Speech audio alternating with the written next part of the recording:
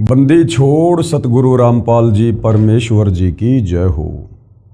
परम पिता परमेश्वर सारी सृष्टि के रचनहार कुल मालिक असंख्य ब्रह्मांडों के स्वामी जगत गुरु तीनों लोकों में प्रवेश करके सबका धारण पोषण करने वाले राजाधीराज आत्माधार नाथों के नाथ देवों के देव महादेव सर्वेश्वर महेश्वर मृत्युंजय अजरो अमर आदि अनादि सनातनी प्रभु जगत पिता जगदीश्वर श्री श्री 1008 की उपाधि के वास्तविक अधिकारी अकाल मूरत शब्द स्वरूपी राम वासुदेव सर्वगतम ब्रह्म परम पूज्य प्रथम पूज्य परम संत परम पुरुष परम धनी परम दयालु सत्य कबीर हक्का कबीर अल्लाहु कबीर अल्लाहु अकबर बाखबर अल्लाह ताला जगत के तारणहार जगत के मुक्तिदाता जगत के जगन्नाथ हारे के सहारे हिंदुओं के राम मुसलमानों के अल्लाह सिखों के वाहिगुरु ईसाइयों के मसीह दया के सागर दयानिधि करुणा के सागर करुणानिधि स्वयंभू परिभू संकट मोचन कष्ट हरण मंगल करण दुख भंजन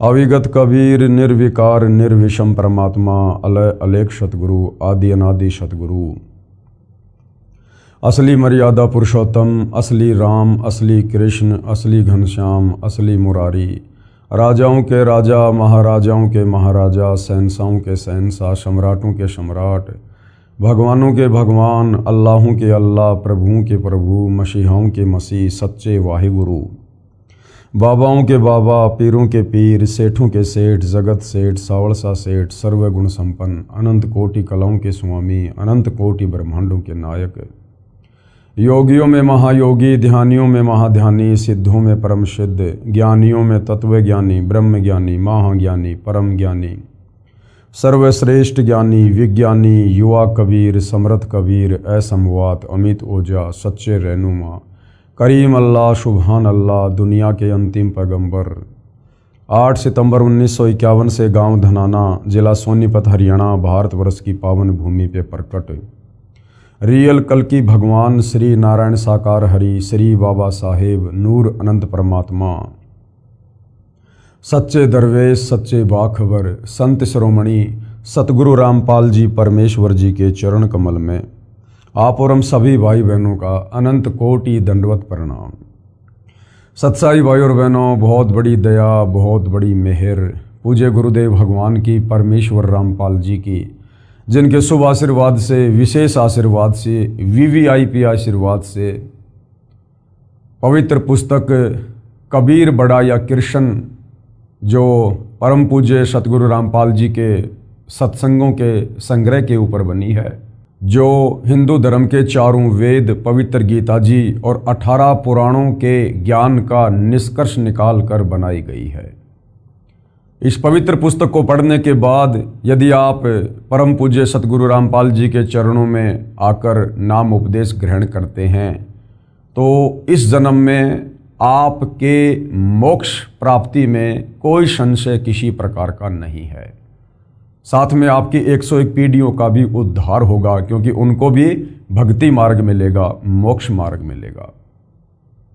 भाई और बहनों, ये पवित्र पुस्तक हिंदू समाज के लिए एक वरदान से कम नहीं है, क्योंकि सदियों से हमारे नादान तत्व ज्ञानहीन धर्म गुरुओं ने आचार्य शंकराचार्यों ने हमें जो शास्त्रों के विरुद्ध भक्ति करवाकर परमेश्वर से मिलने वाले लाभ से वंचित रखा है।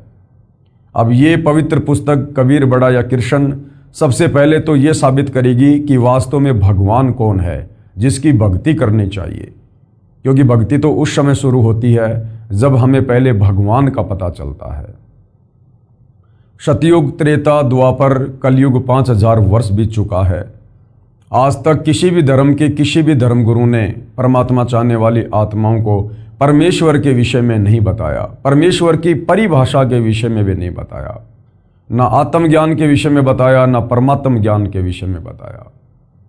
अब ठीक का समय आने पर स्वयं सारी सृष्टि के सृजनहार कबीर परमेश्वर सतगुरु रामपाल जी के रूप में धरती पर प्रकट हैं और सर्व धर्मों के धर्मशास्त्रों का निष्कर्ष निकालकर अपने सत्संगों के माध्यम से और पवित्र पुस्तकों के माध्यम से परमात्मा चाहने वाली आत्माओं के समक्ष पेश कर दिया है।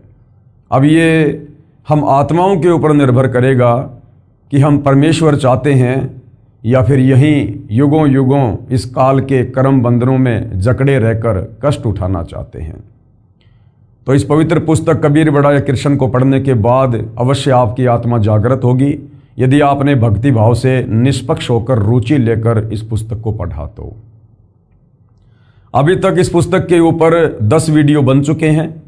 इसी श्रृंखला में आज हमारा ये 11वें नंबर का वीडियो है। प्रत्येक वीडियो हमें अध्यात्म के विषय में बहुत कुछ बता रहा है। भाइयों और बहनों, इस पवित्र पुस्तक कबीर बड़ा या कृष्ण के ऊपर जो टॉपिक चल रहा है बहुत ही महत्वपूर्ण टॉपिक है।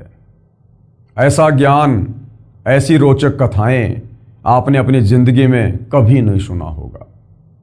टॉपिक चल रहा है जनता की अदालत में, और जनता की अदालत में वर्तमान में जनता ही जज है, क्योंकि जनता शिक्षित है, एजुकेटेड है, अपनी आंखों से शास्त्रों में लिखी सच्चाई देखकर सत्य से परिचित हो सकती है, सत्य को स्वीकार कर सकती है। इसलिए सतगुरु रामपाल जी ने इस पवित्र पुस्तक में जनता की अदालत में जज भी जनता को ही बनाया है। मुकदमा है कबीर बड़ा या कृष्ण। श्री कृष्ण जी के पक्ष में खड़े होकर उनके जो वकील साहिबान हैं, उनकी एक लंबी चौड़ी फौज है, अर्थात हिंदू धर्म के सभी आचार्य, शंकराचार्य, संत, महंत, मंडलेश्वर श्री कृष्ण जी की तरफ से कोर्ट में उनका मुकदमा उनके वकील बनकर लड़ रहे हैं। दूसरी तरफ कबीर परमेश्वर जी, सारी सृष्टि के मालिक, वे स्वयं ही अपने अन्य रूप में अपने वकील हैं। यानी वर्तमान में वह कबीर परमेश्वर सतगुरु रामपाल जी के रूप में लीला कर रहे हैं, तो वे स्वयं ही अपने वकील हैं। और मुद्दा क्या है, मामला क्या है? श्री कृष्ण जी उर्फ विष्णु जी के वकीलों का कहना है, हिंदू धर्म गुरुओं का कहना है कि हमारे जितने भी हिंदू धर्म ग्रंथ हैं, 4 वेद है, पवित्र गीता जी है, 18 पुराण है, जितने भी उपनिषद हैं, शास्त्र हैं, इनमें श्री कृष्ण उर्फ विष्णु जी को परमपिता परमेश्वर बताया गया है, और श्री कृष्ण जी से ऊपर और कोई भगवान, कोई परमात्मा नहीं है। और ये श्री कृष्ण उर्फ विष्णु जी ये अजरो अमर हैं, अविनाशी हैं, इनके कोई माता पिता नहीं हैं, और इन्हीं की भक्ति करने से मोक्ष बता रहे हैं। दूसरी तरफ कबीर जी के वकील सतगुरु रामपाल जी ने जिन हिंदू धर्म ग्रंथों का हवाला देकर श्री कृष्ण जी के वकीलों ने श्री कृष्ण उर्फ विष्णु जी को अजरो अमर, अविनाशी, बिना माँ बाप का परमात्मा बताया है, उन्हीं हिंदू धर्म ग्रंथों को जनता के सामने अदालत में दिखाकर कबीर जी के वकील सतगुरु रामपाल जी ने उन लोगों की सिट्टी पिट्टी गुम कर दी है, उनके दांत खट्टे कर दिए हैं। और जनता ने अपनी आंखों से देखा श्रीमद् भगवत गीता में, श्री देवी महापुराण में, श्री शिव महापुराण में कि ब्रह्मा विष्णु महेश ये तीनों देवता नाशवान हैं, ये अविनाशी नहीं हैं, ये स्वयं अपनी जन्म और मृत्यु स्वीकार कर रहे हैं। गीता ज्ञान देने वाला ब्रह्म भी अपने जन्म और मृत्यु स्वीकार कर रहा है। ये ब्रह्मा विष्णु महेश खुद देवी दुर्गा को अपनी माँ और इस काल ब्रह्म को अपना पिता बता रहे हैं। तो भरी अदालत में जनता ने जब सारे सबूत देखे तो जनता को वास्तव में यकीन हुआ कि सदियों से जो गूढ़ सच्चाई हमारे धर्म ग्रंथों में विद्वान थी, लेकिन हमारे ये नादान धर्म गुरु ये केवल एक संस्कृत भाषा के विद्वान थे, इन्हें तत्व ज्ञान नहीं था, जिस कारण से संकेतों में लिखी हुई, कोड वर्ड में लिखी हुई 4 वेदों का सार पवित्र गीता जी के अनुवाद को करते समय भी इन्होंने गलतियां की और यथार्थ अनुवाद जनता को करके नहीं दे पाए और जनता को शास्त्र विरुद्ध साधना पर लगाकर रखे हुए थे। अब धीरे धीरे जनता की आंखें खुल रही हैं और जनता जान रही है, पहचान रही है कि वास्तव में समर्थ भगवान तो कबीर जी ही हैं। और धीरे धीरे कबीर जी के वकील सतगुरु रामपाल जी से जनता अदालत में अध्यात्म को लेकर प्रश्न कर रही है और सतगुरु रामपाल जी एक एक प्रश्न का सटीक और प्रमाणित जवाब दे रहे हैं। इसी प्रश्नोत्तरी में अब आगे कबीर जी के वकील सतगुरु रामपाल जी कबीर परमेश्वर जी की अमृतवाणी से सृष्टि रचना को समझा रहे हैं कि कबीर परमेश्वर जी की अमृतवाणी में जब ये 650 साल पहले बनारस के काशी में लहर तारा तालाब पर कमल के विकसित फूल पर शिशु रूप में प्रकट हुए और बड़े होने की लीला करते हुए 120 वर्ष तक उन्होंने अपने तत्व ज्ञान का प्रचार किया। और जो ज्ञान उन्होंने बताया, जो सिंपल भाषा में था, कबीर वाणियों में था, लोकोक्तियों में था, मुहावरों में था, दोहों में था, शब्दों में था, जिस ज्ञान को 650 साल पहले कबीर जी को अनपढ़ कहकर, एक जुलाहा कहकर हमारे इन संस्कृत के तथाकथित विद्वानों ने उनको रिजेक्ट कर दिया, आज उन्हीं कबीर परमेश्वर जी की वो वाणियाँ, वो तत्व ज्ञान इन तमाम हिंदू धर्म ग्रंथों में लिखा हुआ देखकर जनता दांतों तले उंगली दबा रही है कि कबीर जी तो वास्तव में परमात्मा थे, परमेश्वर थे। और परमेश्वर सर्वज्ञ होते हैं, सर्व भाषाओं के ज्ञाता होते हैं, उन्हें पढ़ने लिखने की आवश्यकता नहीं पड़ती है। तो हमारे नादान धर्म गुरु धरती पर आए, परमेश्वर को भी नहीं जान पाए, नहीं पहचान पाए। वे स्वयं भी मोक्ष से वंचित रहे, हमारे पूर्वजों से भी भक्ति विरुद्ध साधना करवा करवा कर उन्हें प्रेत योनियों में भेज दिया, नीच योनियों में भेज दिया। और अब उनके श्राद्ध निकलवा कर, गीता जी के अनुसार श्राद्ध निकालना भूत पूजा, हमसे भी भूत पूजा करवा रहे हैं, श्राद्ध निकलवा रहे हैं, पाखंड पूजा करवा रहे हैं, उन्हीं प्रेत योनियों में उन पूर्वजों के पास भेजने के लिए। तो जनता सतगुरु रामपाल जी का धन्यवाद कर रही है और साथ में अध्यात्म में रुचि ले रही है। और आज जनता की अदालत में सतगुरु रामपाल जी जनता के सामने कबीर परमेश्वर जी की अमृतवाणी में सृष्टि रचना को प्रमाणित कर रहे हैं, जो बहुत ही ध्यान से सुनने की आवश्यकता है। पवित्र पुस्तक कबीर बढ़ाया कृष्ण, पूज्य कबीर परमेश्वर अर्थात कबीर देव, ये जो शब्द है कबीर देव, ये वेदों में लिखा हुआ है। यानी वेदों में कबीर परमेश्वर जी को कबीर अग्नि और कबीर देव और कवि के नाम से संबोधित किया गया है। साधारण भाषा में हम उनको कबीर साहिब या कबीर परमेश्वर जी बोलते हैं। तो कबीर परमेश्वर जी की अमृतवाणी में सृष्टि रचना, यानी 650 साल पहले उन्होंने जो अमृतवाणी बोली, जो आदरणीय धर्मदास जी के द्वारा कबीर सागर के रूप में लिपिबद्ध कर ली गई, जिसको पांचवा वेद सूक्ष्म वेद कहते हैं, उसमें सृष्टि रचना को लेकर क्या कुछ कहा गया है, जिसका समर्थन आज हमारे चारों वेद, गीता जी और पुराण भी कर रहे हैं। तो देखिएगा ध्यान से। विशेष निम्न अमृतवाणी सन 1403 से जब पूज्य कबीर देव यानी कबीर परमेश्वर लीला में शरीर में 5 वर्ष के हुए, सन 1518 जब कबीर देव कबीर परमेश्वर मगर स्थान से सह शरीर सतलोक गए, उसके बीच में लगभग 600 वर्ष पूर्व परम पूज्य कबीर परमेश्वर कबीर देव जी द्वारा अपने निजी सेवक दास भगत आदरणीय धर्मदास साहिब को सुनाई थी तथा धनी धर्मदास साहिब जी ने लिपिबद्ध कर ली थी।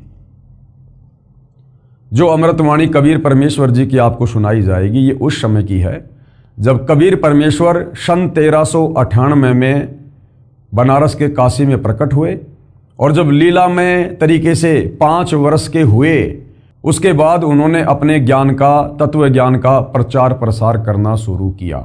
और कबीर परमेश्वर जी जब 5 वर्ष की लीला में आयु में थे तो उनके जो प्रथम शिष्य थे वो 104 वर्ष के हिंदू धर्म के सुप्रसिद्ध विद्वान पंडित रामानंद जी हुए। 104 वर्ष के चारों वेदों के विद्वान, गीता जी के विद्वान, 18 पुराणों के विद्वान, जिनका डंका बोलता था, उस 104 वर्ष के वृद्ध पंडित रामानंद जी ने 5 वर्ष की लीला में उम्र में जो कबीर परमेश्वर जी थे, उनके तत्व ज्ञान के आगे घुटने टेक दिए और उन्हें अपना गुरु धारण किया। लेकिन दुनिया की नज़रों में कबीर जी ने रामानंद जी को ही अपना मुंह बोला गुरु बना के रखा, गुरु शिष्य परंपरा को बनाए रखने के लिए। अन्यथा कबीर परमेश्वर जी ने गुरु धारण करने की आवश्यकता नहीं होती है, वे तो जगत गुरु हैं, सारी सृष्टि को ज्ञान देने के लिए आते हैं। लेकिन इस काललोक में गुरु शिष्य परंपरा को बनाए रखने के लिए उन्होंने यह लीला की थी। तो जब कबीर परमेश्वर जी 5 वर्ष के थे लीलामय उम्र में, तो 5 वर्ष से उन्होंने तत्व ज्ञान देना शुरू किया और सन 1518 मगर से वे सशरीर सतलोक गए। उस समय तक की उनकी जो अमृतवाणियां हैं उससे आपको सृष्टि रचना बताई जा रही है तथा धनी धर्मदास साहिब जी ने लिपिबद्ध कर ली। परंतु उस समय के पवित्र हिंदुओं तथा पवित्र मुसलमानों के नादान गुरुओं नीम हकीमों ने कहा कि ये धानक जुलाहा कबीर झूठा है। किसी भी सदग्रंथ में श्री ब्रह्मा जी, श्री विष्णु जी तथा श्री शिव जी के माता पिता का नाम नहीं है। ये तीनों प्रभु यानी ब्रह्मा विष्णु महेश ये अविनाशी हैं, इनका जन्म मृत्यु नहीं होता। न ही पवित्र वेदों व पवित्र कुरान शरीफ आदि में कबीर परमेश्वर का कोई प्रमाण है तथा परमात्मा को निराकार लिखा है। ये हमारे हिंदू धर्मगुरु बताया करते थे। हम प्रतिदिन शास्त्रों को पढ़ते थे, संस्कृत के विद्वान थे, लेकिन तत्व ज्ञान नहीं था। तो तत्व ज्ञान के अभाव में वो समझ नहीं पाए कि इन वाणियों में लिखा क्या है, अध्यायों में श्लोकों में लिखा क्या है। जिस प्रकार भाइयों और बहनों 5वीं कक्षा में पढ़ने वाला बच्चा अच्छे से हिंदी पढ़ना जान जाता है। अब उस 5वीं कक्षा के बच्चे को जो केवल हिंदी ही पढ़ना जानता है, वो शब्दों के उन अर्थों को नहीं जानता। यदि उसको पीएचडी की पुस्तक दे दी जाए, वो बच्चा उसको पढ़ देगा क्योंकि हिंदी में है, लेकिन उन शब्दों के अर्थों को नहीं समझ सकता।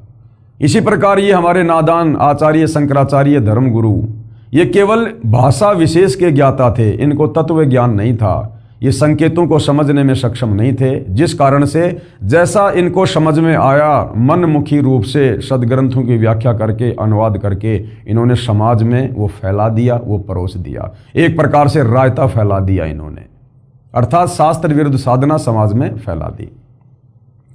भोली आत्माओं ने उन विचक्षणों अर्थात चतुर गुरुओं पर विश्वास कर लिया कि सचमुच ये कबीर धानक तो अशिक्षित है तथा हमारे गुरुजी शिक्षित हैं, सत्य कह रहे होंगे। आज वही सच्चाई प्रकाश में आ रही है। ये नादान धर्मगुरु उस समय कह दिया करते थे अपनी बात को ऊपर रखने के लिए, जबकि कबीर परमात्मा इन धर्मगुरुओं को कहा करते थे कि पंडित जी देखो तुम्हारी आंखों के सामने ग्रंथ है। कबीर परमेश्वर अध्याय बताया करते थे, श्लोक बताया करते थे कि देखो कहाँ क्या लिखा हुआ है ब्रह्मा विष्णु महेश की माता पिता के बारे में, इनकी जन्म और मृत्यु के बारे में। वो पंडित लोग गुरु लोग देख लिया करते थे और जान लिया करते थे कि वास्तव में कबीर जी जो कह रहे हैं वैसा ही लिखा हुआ है। लेकिन अहंकारवश, मान बढ़ाई वश, काल प्रेरणावश कि कहीं हमारा धार्मिक धंधा फैल ना हो जाए, रोजी रोटी खत्म ना हो जाए, जिस कारण से उन्होंने ये कहकर उस समय की जो अनपढ़ जनता थी उनको बरगला दिया, भ्रमित कर दिया कि देखो रे लोगों, ये कबीर जुलाहा झूठ बोलता है, ये तो अनपढ़ है, इसको तो संस्कृत आती नहीं और हमारे सारे सदग्रंथ संस्कृत भाषा में हैं। तो आम व्यक्ति इस बात को बिल्कुल पक्का समझ लिया करते थे, मान लिया करते थे कि वास्तव में कबीर जी तो जुलाहा है, ये तो अनपढ़ है, संस्कृत आती नहीं, इसे क्या पता शास्त्रों में क्या लिखा है, कबीर जी झूठ बोल रहे हैं और हमारे गुरु जी सही कह रहे हैं। इस प्रकार से उन नादान धर्म गुरुओं की दाल गली रही। लेकिन भाइयों और बहनों ऐसा भी नहीं है कि परमात्मा कोई कमज़ोर थे या कमज़ोर साबित हो गए थे। वो समय नहीं था इन धर्मशास्त्रों की सच्चाई जन जन के सामने उजागर करने की, वो समय नहीं था भाइयों और बहनों। समय परमात्मा ने वर्तमान का निर्धारित किया हुआ था कि जब आवे 5505 तब ये वचन मेरा होगा साचा।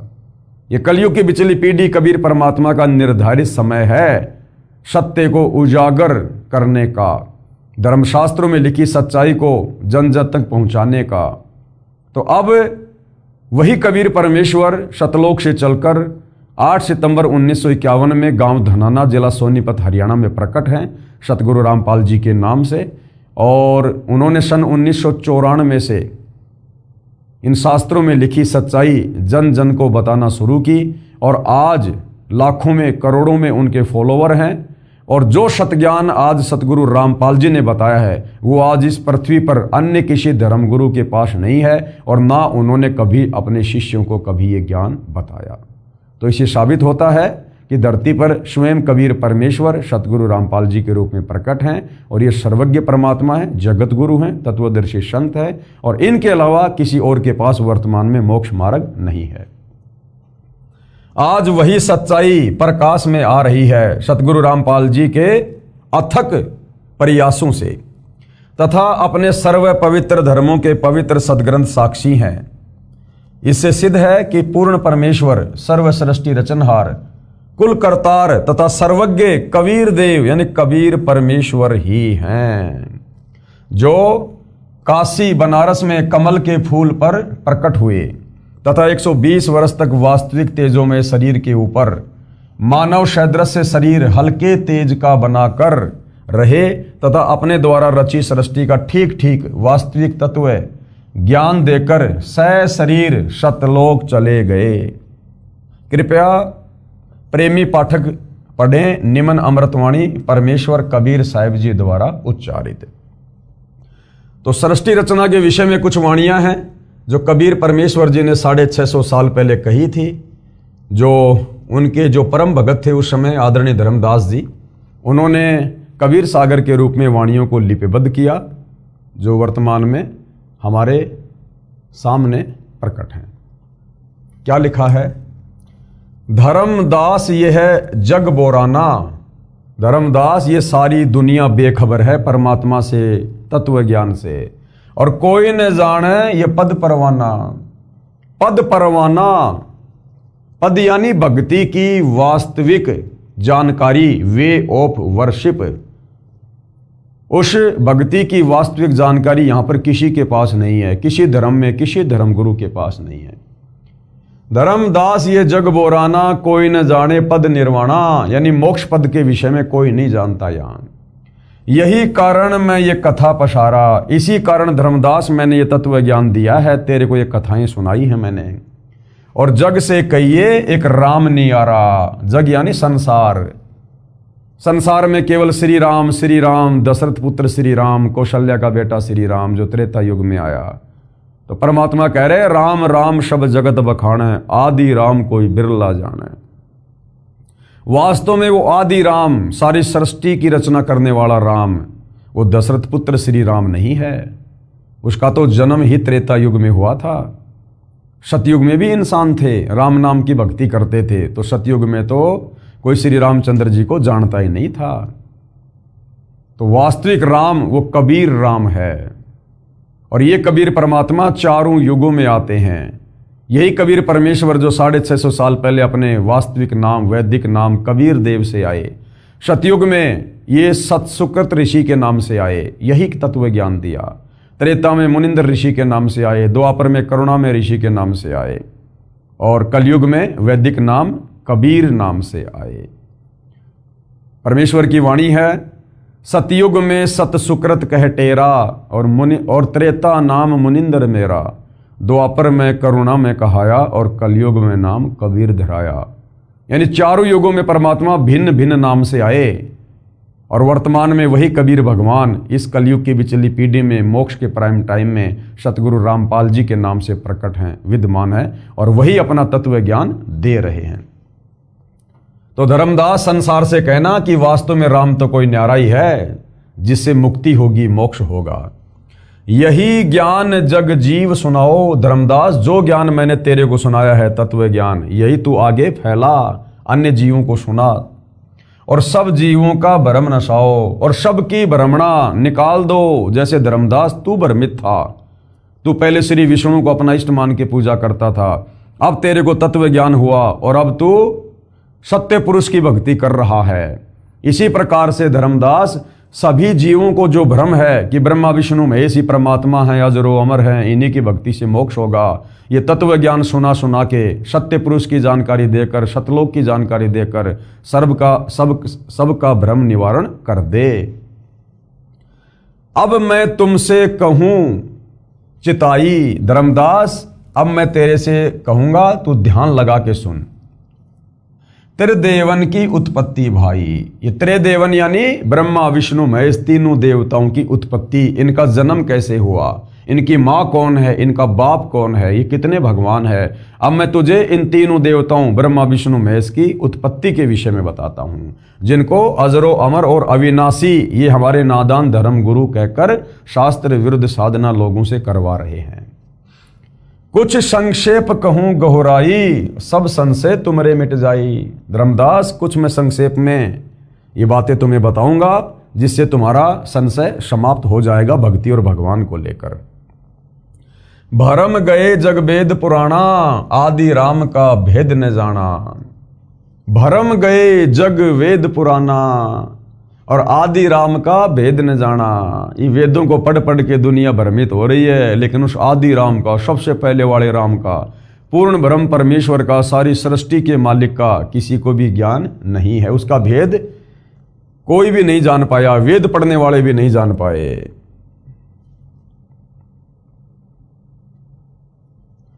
राम राम सब जगत बखाने और आदि राम कोई बिरला ही जाने। दशरथ पुत्र राम के विषय में तो सब कहते हैं कि राम राम जय जय राम श्री राम, परंतु उससे पहले वाला जो राम है, सतयुग वाला राम है, उस आदि राम, उस कबीर राम के बारे में, सत्य राम के बारे में, सत कबीर के बारे में कोई नहीं जानता है। वो तो कोई बिरला ही जानेगा, बिरला, जिस पर कबीर परमेश्वर की खुद की रजा होगी, वे स्वयं उसको बताएंगे, समझाएंगे, वही जान सकता है। ज्ञानी सुने तो हृदय लगाई, यदि मेरे द्वारा बताई गई इस सृष्टि रचना को, इस तत्व ज्ञान को धर्मदास, यदि कोई ज्ञानी व्यक्ति सुनेगा, समझेगा, तो वो तो सौ सौ शुक्र मनाएगा। हृदय लगाई कि हे भगवान, ऐसा ज्ञान हमारे शास्त्रों में हर बात का प्रमाण है, आज से पहले सुना ना देखा, तो कहते हैं वो तो हृदय लगाएगा, वो तो प्रसन्न होगा, खुश होगा, सौ सौ गुण गाएगा। और इसी ज्ञान को यदि मूर्ख सुने तो गम ना पाई, और कोई मूर्ख सुनेगा तो कहेगा नहीं नहीं झूठ बोल रहे हैं, कोई सच्चाई नहीं है। माँ अष्टंगी और पिता निरंजन। ब्रह्मा विष्णु महेश की माँ कौन है? अष्टंगी, 8 भुजा वाली दुर्गा। और ब्रह्मा विष्णु महेश का पिता कौन है? निरंजन, यानी ज्योति निरंजन, काल ब्रह्म। वे जमदारुण वंशन अंजन, पहले कीन निरंजन राई। कबीर परमात्मा ने सबसे पहले सतलोक में अपने वचन से, अंडे से निरंजन की, यानी काल की उत्पत्ति की, और पीछे से माया उपजाई, और उसके बाद में परमात्मा ने माया यानी ये दुर्गा अष्टंगी, इसको बनाया। सृष्टि रचना से आप भाई बहनों को अच्छे से पता है कि सबसे पहले जिस हंस आत्मा ने काल के 21 ब्रह्मांड में उसके साथ जाने के लिए हाथ खड़ा किया था, उस हंस आत्मा को परमात्मा ने एक युवा लड़की बनाया, जिसको आदि माया और ये दुर्गा कहा जाता है। माया रूप देख अति शोभा और देव निरंजन तन मन लोभा। दुर्गा के उस युवा रूप रंग को देखकर और ये ज्योति निरंजन उसके ऊपर आसक्त हो गया, अपना तन मन, अपना सब कुछ होशो हवास खो बैठा। कामदेव धर्मराय सताए, यानी ये रजोगुण के वशीभूत हो गया ज्योति निरंजन काल, और देवी को तुरंत ही दरखाए। और दुर्गा के साथ में जैसे इसने बदतमीजी बलात्कार करने का प्रयास किया, उसी समय दुर्गा सूक्ष्म रूप बनाकर काल के ज्योति निरंजन के पेट में गई, और वहाँ से परमात्मा जी से अरदास करी कि हे कबीर परमेश्वर, मेरी रक्षा करो। पेट से देवी करी पुकारा, वहाँ सूक्ष्म रूप में काल के पेट से देवी दुर्गा ने कबीर परमात्मा से अर्ज की, हे साहेब मेरा करो उबारा, हे परमात्मा मेरी रक्षा करो, मुझे बचाओ। टेर सुनी तब हम तहां आए, जब दुर्गा की आवाज सुनी, वो पुकार सुनी, तब कबीर परमात्मा कहते हैं हम वहां पर आए और अष्टंगी के बंद छुड़वाए। अष्टंगी यानी दुर्गा 8 भुजा वाली, काल के पेट से उसको परमात्मा जी ने बाहर निकाला। सतलोक में कीन्या दुराचारी, दुराचारी सतलोक में इस काल ने, ज्योति निरंजन ने दुर्गा के साथ में, क्योंकि दुर्गा भी कबीर परमेश्वर के वचन से उत्पन्न और काल भी कबीर परमेश्वर के वचन से उत्पन्न, दोनों आपस में भाई बहन हुए। तो काल ने दुर्गा के साथ में जबरदस्ती करने का प्रयास किया, उसको परमेश्वर ने दुराचार की संज्ञा दी है, दुराचार की। तो इस ज्योति निरंजन ने दुर्गा के साथ में जबरदस्ती की, जिस कारण काल निरंजन दीन्या निकारी। कबीर परमात्मा ने इस ज्योति निरंजन काल को श्राप दे दिया कि आज के बाद तेरा नाम काल होगा और तू रोजाना 1,00,000 मानव शरीरधारी आत्माओं के सूक्ष्म शरीर से निकली वासना खाएगा और निकल जा यहाँ से सतलोक से। और 16 संकोश की दूरी पर सतलोक से 21 ब्रह्मांड सहित उसको भेज दिया, निकाल दिया। माया समेत दिया भगाई, दुर्गा सहित, क्योंकि दुर्गा ने भी गलती की। सतलोक में सारे आनंद थे, सारे ठाठ बाट थे, लेकिन काल के साथ जाने के लिए उसने हाथ खड़ा किया, स्वीकृति दी, पतिव्रता पद से गिर गई। जिस कारण से परमात्मा ने दुर्गा और काल को दोनों को 21 ब्रह्मांड सहित सतलोक से 16 संकोश की दूरी पर निकाल दिया। और दुर्गा के पीछे पीछे हम असंख्य आत्माओं ने, जो आज यहाँ ब्रह्मा विष्णु महेश, लक 84 में गधा कुत्ता शुअर देव जितने भी हैं प्राणी 21 ब्रह्मांड में, मक्खी मच्छर कीट पतंग, हम सब ने भी हाथ खड़े कर दिए थे। तो हम सबको कबीर परमात्मा ने सूक्ष्म रूप बनाया और दुर्गा के अंतःकरण में डाल दिया और कहा कि मैंने तेरे को शब्द शक्ति दे दी है, ये काल जितनी आत्मा कहे तू अपने वचन से उत्पन्न कर देना।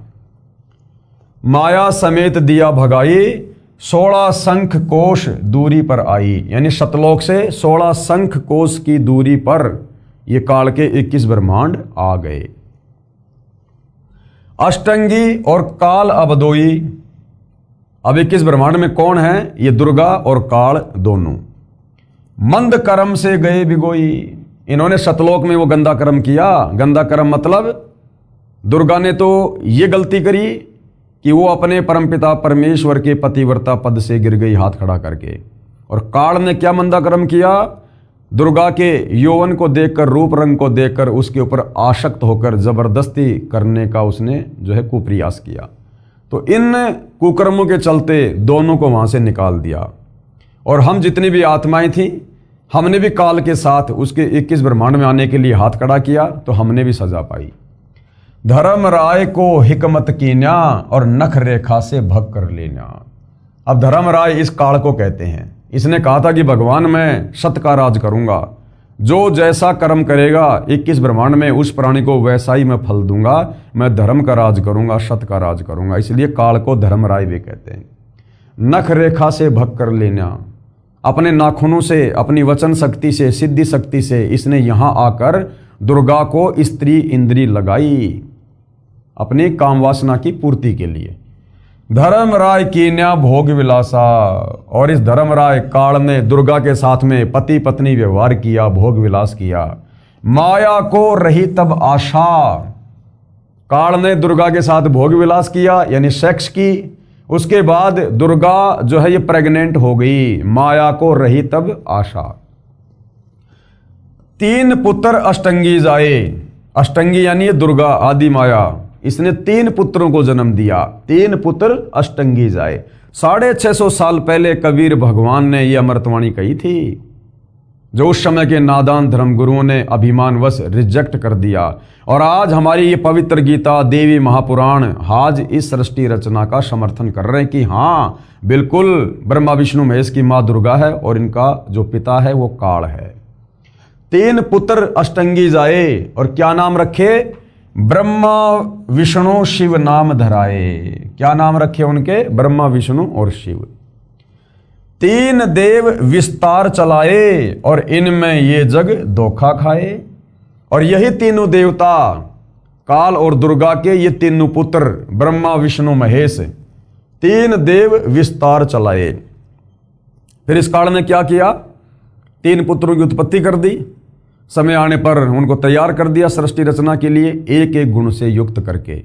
ब्रह्मा जी को रजोगुण से युक्त कर दिया, विष्णु जी को शतोगुण से, शंकर जी को तमोगुण से। और काल ने कहा कि दुर्गा अब मैं किसी को भी अपने ओरिजिनल काल रूप में दर्शन नहीं दूंगा, और इन तीनों पुत्रों के माध्यम से अब तू मेरे एक ब्रह्मांड में सृष्टि रचना का कार्य शुरू कर। तो एक ब्रह्मांड में 3 लोकों में, पृथ्वीलोक, स्वर्गलोक और पाताल लोक, इस एक ब्रह्मांड में जो सृष्टि रचना का कार्य जो चल रहा है रजोगुण के प्रभाव से, ब्रह्मा जी के रजोगुण के प्रभाव से, यहां पर सभी जीव जबरदस्ती वासना से प्रेरित होकर संतान उत्पत्ति करते हैं। हमसे जबरदस्ती संतान उत्पत्ति करवाई जा रही है। विष्णु जी के सतोगुण के प्रभाव से ना चाहते हुए जबरदस्ती हम मोह ममता में बंधे रहते हैं, मेरा बेटी, मेरा बेटा, मेरी कार, मेरी कोठी। और श्री शंकर जी के तमोगुण के प्रभाव से लड़ाई झगड़ा, मन मुटाव, राग द्वेष, ईर्ष्या, इस प्रकार की भावना। काल ये सब कुछ क्यों करवा रहा है? अपने भोजन के लिए, क्योंकि उसे प्रतिदिन 1 लाख मानव शरीरधारी आत्माओं के सूक्ष्म शरीर से निकली वासना खाने का श्राप लगा है। जब ये मानव शरीरधारी प्राणी शरीर छोड़ता है, स्त्री या पुरुष, सबसे पहले ये जीवात्मा सूक्ष्म शरीर में काल के पास 21वें ब्रह्मांड में जहाँ पर ये रहता है, जहाँ पर इसने तपतशिला बना रखी है, ये आत्मा वहाँ जाती है सूक्ष्म शरीर में। और वहाँ पर ये काल सभी आत्माओं को प्रतिदिन 1 लाख सूक्ष्म शरीरधारी आत्माओं को तपतशिला पर भूनता है, जैसे हम तवे के ऊपर जीरा भूनते हैं, चटक चटक करता है। तो सूक्ष्म शरीर में आत्मा मरती नहीं है, लेकिन वो बहुत ज़्यादा पीड़ा सहन करती है, बेहोश हो जाती है। और सारे जीवन काल में उस स्त्री या पुरुष ने जो भी विषय वासना की है, जो भी गंदा कुछ खाया पिया, शराब, मांस, तंबाकू, बीड़ी, सिगरेट, चोरी, जारी, ठगी, व्यभिचार, जो भी विषय वासना उसके सूक्ष्म शरीर में जमा हो जाती है, उसको ये काल तपतशिला पर भून भून के जैसे गन्ने का जूस निकाला जाता है, इस प्रकार से इस आत्मा की वासना निकालता है और आत्मा बेहोश हो जाती है, कायल हो जाती है। उसके बाद उस वासना को ये खाता है और उस आत्मा को फिर अपने विधान अनुसार धर्मराज के दरबार में भेज देता है। वहाँ जाकर आत्मा होश में आती है और लाइन में लगी रहती है। अब आगे गधा बनना है, कुत्ता बनना है, नरक में जाना है, स्वर्ग में जाना है, या कोई संस्कार शेष है तो वापस धरती पर जाकर मनुष्य जन्म प्राप्त करना है। और ये वासना ये किस प्रकार से जमा होती है भाई और बहनों? जिस प्रकार हम उदाहरण के लिए रसगुल्ला खाते हैं, आपने जैसे रसगुल्ला अपने मुंह में लिया, जीभ पर रखा, आपको एक टेस्ट आएगा रसगुल्ले का, क्या स्वाद है, वो है वासना, वो वासना है। आपने शराब अपने मुंह में डाली, शराब को मुंह में डालते ही, जीभ पर डालते ही आपको उसका एक टेस्ट आएगा, जैसा भी है, वो वासना है। वो कहाँ जमा हो रही है? वो हमारे सूक्ष्म शरीर में जमा हो रही है। हमारे मुंह से अंदर वो वस्तु जाते ही उसका कोई टेस्ट नहीं रहता। तो वो जो वासना जमा हो रही है, खट्टी, मीठी, तीखी, जैसी भी है, वो वासना हमारे सूक्ष्म शरीर में जमा होती रहती है। और जिसमें जितनी ज़्यादा वासना होती है, तपतशिला पर उसको उतने ज़्यादा टाइम तक भूना जाता है, उतना ज़्यादा वो दुखी होता है, परेशान होता है। तो वो वासना ये काल खाता है, इस वासना को खाने का श्राप लगा हुआ है। तो क्या कहते हैं? 3 देव विस्तार चलावे, एक ब्रह्मांड में काल की सृष्टि, तीनों देवता ब्रह्मा विष्णु महेश चला रहे हैं। इनमें ये जग धोखा खावे और ये ब्रह्मा विष्णु महेश को ही पूर्ण ब्रह्म परमात्मा मान के, भगवान मान के, क्योंकि काल तो सबके सामने आता नहीं, उसने सौगंध खा रखी है कि मैं तो मेरे काल रूप में किसी को दर्शन दूंगा नहीं। अगर मेरे तीनों बेटों ब्रह्मा विष्णु महेश को सच्चाई का पता चल गया तो मेरे लिए फिर ये संतान उत्पत्ति करना, ये काम ये बंद कर देंगे, फिर मैं खाऊंगा क्या? तो दुर्गा को इसने सख्त हिदायत दे रखी है कि दुर्गा मेरे बारे में, औरों को तो छोड़ो, मेरे तीनों बेटे ब्रह्मा विष्णु महेश को भी हकीकत का मत बता देना कि बेटा तेरा बाप पहले सतलोक में रहता था, ऐसे ऐसे तेरे बाप ने तप किया, गलती की, फिर तेरे बाप को कबीर भगवान ने शराप दिया, उस शराप के चलते फिर ये तुम्हारे से ये गंदा कर्म करवा रहा है। तो दुर्गा को भी इसने डरा रखा है, धमका रखा कि अगर मेरा भेद मेरे पुत्रों को भी दे दिया तो मेरे से बुरा कोई नहीं होगा। तो ब्रह्मा विष्णु महेश को अपनी माँ का तो पता है कि दुर्गा है, लेकिन बाप का नहीं पता। अरे जिसको अपने बाप का नहीं पता, हम उनको भगवान मान के पूज रहे हैं। तो काल के एक ब्रह्मांड में 3 लोक की सृष्टि ब्रह्मा विष्णु महेश चला रहे हैं और सभी जीव इन्हीं को भगवान मानकर कर्म बंधनों में उलझे हुए हैं। पुरुष गम कैसे कोई पावे? अब बताओ 21 ब्रह्मांड में उस पुरुष यानी असली भगवान कबीर के बारे में कोई कैसे जान पाएगा? ब्रह्मा विष्णु महेश को तो पता नहीं है, दुर्गा काल के डर से बताती नहीं है और काल किसी को बताएगा नहीं। अगर पता चल गया तो सारे जीव सतलोक चले जाएंगे, फिर इसके भोजन का क्या होगा? तो परमात्मा कहते हैं अब बताओ 21 ब्रह्मांड में किसी को उस भगवान के बारे में, सारी सृष्टि के मालिक के बारे में, सतलोक के राजा कबीर के बारे में कैसे पता चले? इसलिए वो कबीर परमात्मा खुद ही चलकर धरती पर संत रूप में, तत्वदर्शी संत रूप में आता है, अपने आप को छुपाता है कि मैं तो भगवान का भेजा हुआ हूं, मैं तो उसका दास हूं, उसका नौकर हूं, ताकि हम उसके ज्ञान को समझें। अगर वो इंसान रूप में आके कह दे मैं भगवान हूं तो कोई भी उसके ज्ञान को स्वीकार नहीं करेगा कि ये तो बड़ा अहंकारी आदमी है, बड़ा पाखंडी आदमी है, हमारे सामने जन्म लिया और अपने आप को भगवान कह रहा है। इसलिए कबीर भगवान ने अपने आप को छुपाना पड़ता है अपने आप को तत्वदर्शी संत कहते हैं, जगत गुरु कहते हैं, साधु कहते हैं, भगवान का भेजा हुआ दास कहते हैं। पुरुष गम कोई कैसे पावे, ये काल निरंजन जग भरमावे। इस काल ने अपने पुत्र ब्रह्मा विष्णु महेश और दुर्गा के माध्यम से पूरे संसार को भ्रमित कर रखा है, असली भगवान को लेकर, भक्ति को लेकर। 3 लोक, पृथ्वी लोक, पाताल लोक और स्वर्ग लोक, 3 लोक अपने सुत दीन्या, अपने सुत यानी अपने बेटों को दे दिए 3 लोक एक ब्रह्मांड में, पृथ्वी पाताल स्वर्ग। यहां का स्वामी बना दिया इनको, एक एक गुण का, रजोगुण का ब्रह्मा जी को, शतोगुण का विष्णु जी को, तमोगुण का शंकर जी को, और सारे जीव इन्हीं को भगवान मानकर पूज रहे हैं। और शून्य निरंजन बाशालीन्या, और ये निरंजन ज्योति निरंजन काल, इसने शून्य में, शून्य यानी 21 ब्रह्मांड में सबसे ऊपर की जो जगह है जहां पर यह तपतशिला बनाकर रहता है, वहां फिर ये निवास करने लगा। अलख निरंजन सुन ठिकाना, इस अलख निरंजन, अब इसको ये अलख निरंजन क्यों कहने लग गए?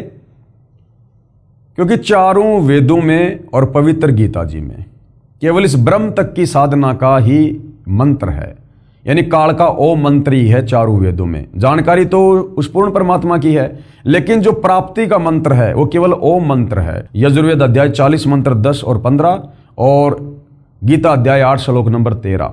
ओम इति एक अक्षर ब्रह्म व्यवहरण माम अनुस्मरण, ये परियाति तजन देहम सयाति परमाम गतम। तो हमारे ऋषि मुनियों ने, महात्माओं ने क्या किया? वेदों को पढ़ा। सबसे पहले तो श्री ब्रह्मा जी ने वेदों को पढ़ा, विष्णु जी ने पढ़ा, शंकर जी ने पढ़ा, ओ मंत्र मिला। तो इन्होंने सोचा कि बस यही परमात्मा है, यही भगवान है जिसका तेजोमय शरीर है।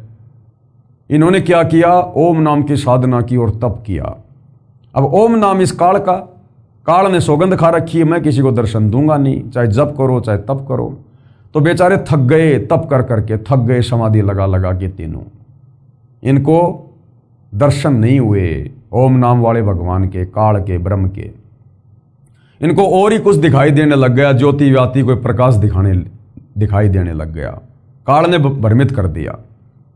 तो इन्होंने फिर समाधि से बाहर आके लोगों को क्या बताया कि भगवान का तो प्रकाश रूप है, बाकी भगवान निराकार है। अरे निराकार का प्रकाश कैसे दिखाई देगा? फिर प्रकाश कैसे दिखाई देगा? प्रकाश उसी का तो होगा जो कोई वस्तु होगी, कोई साकार होगा।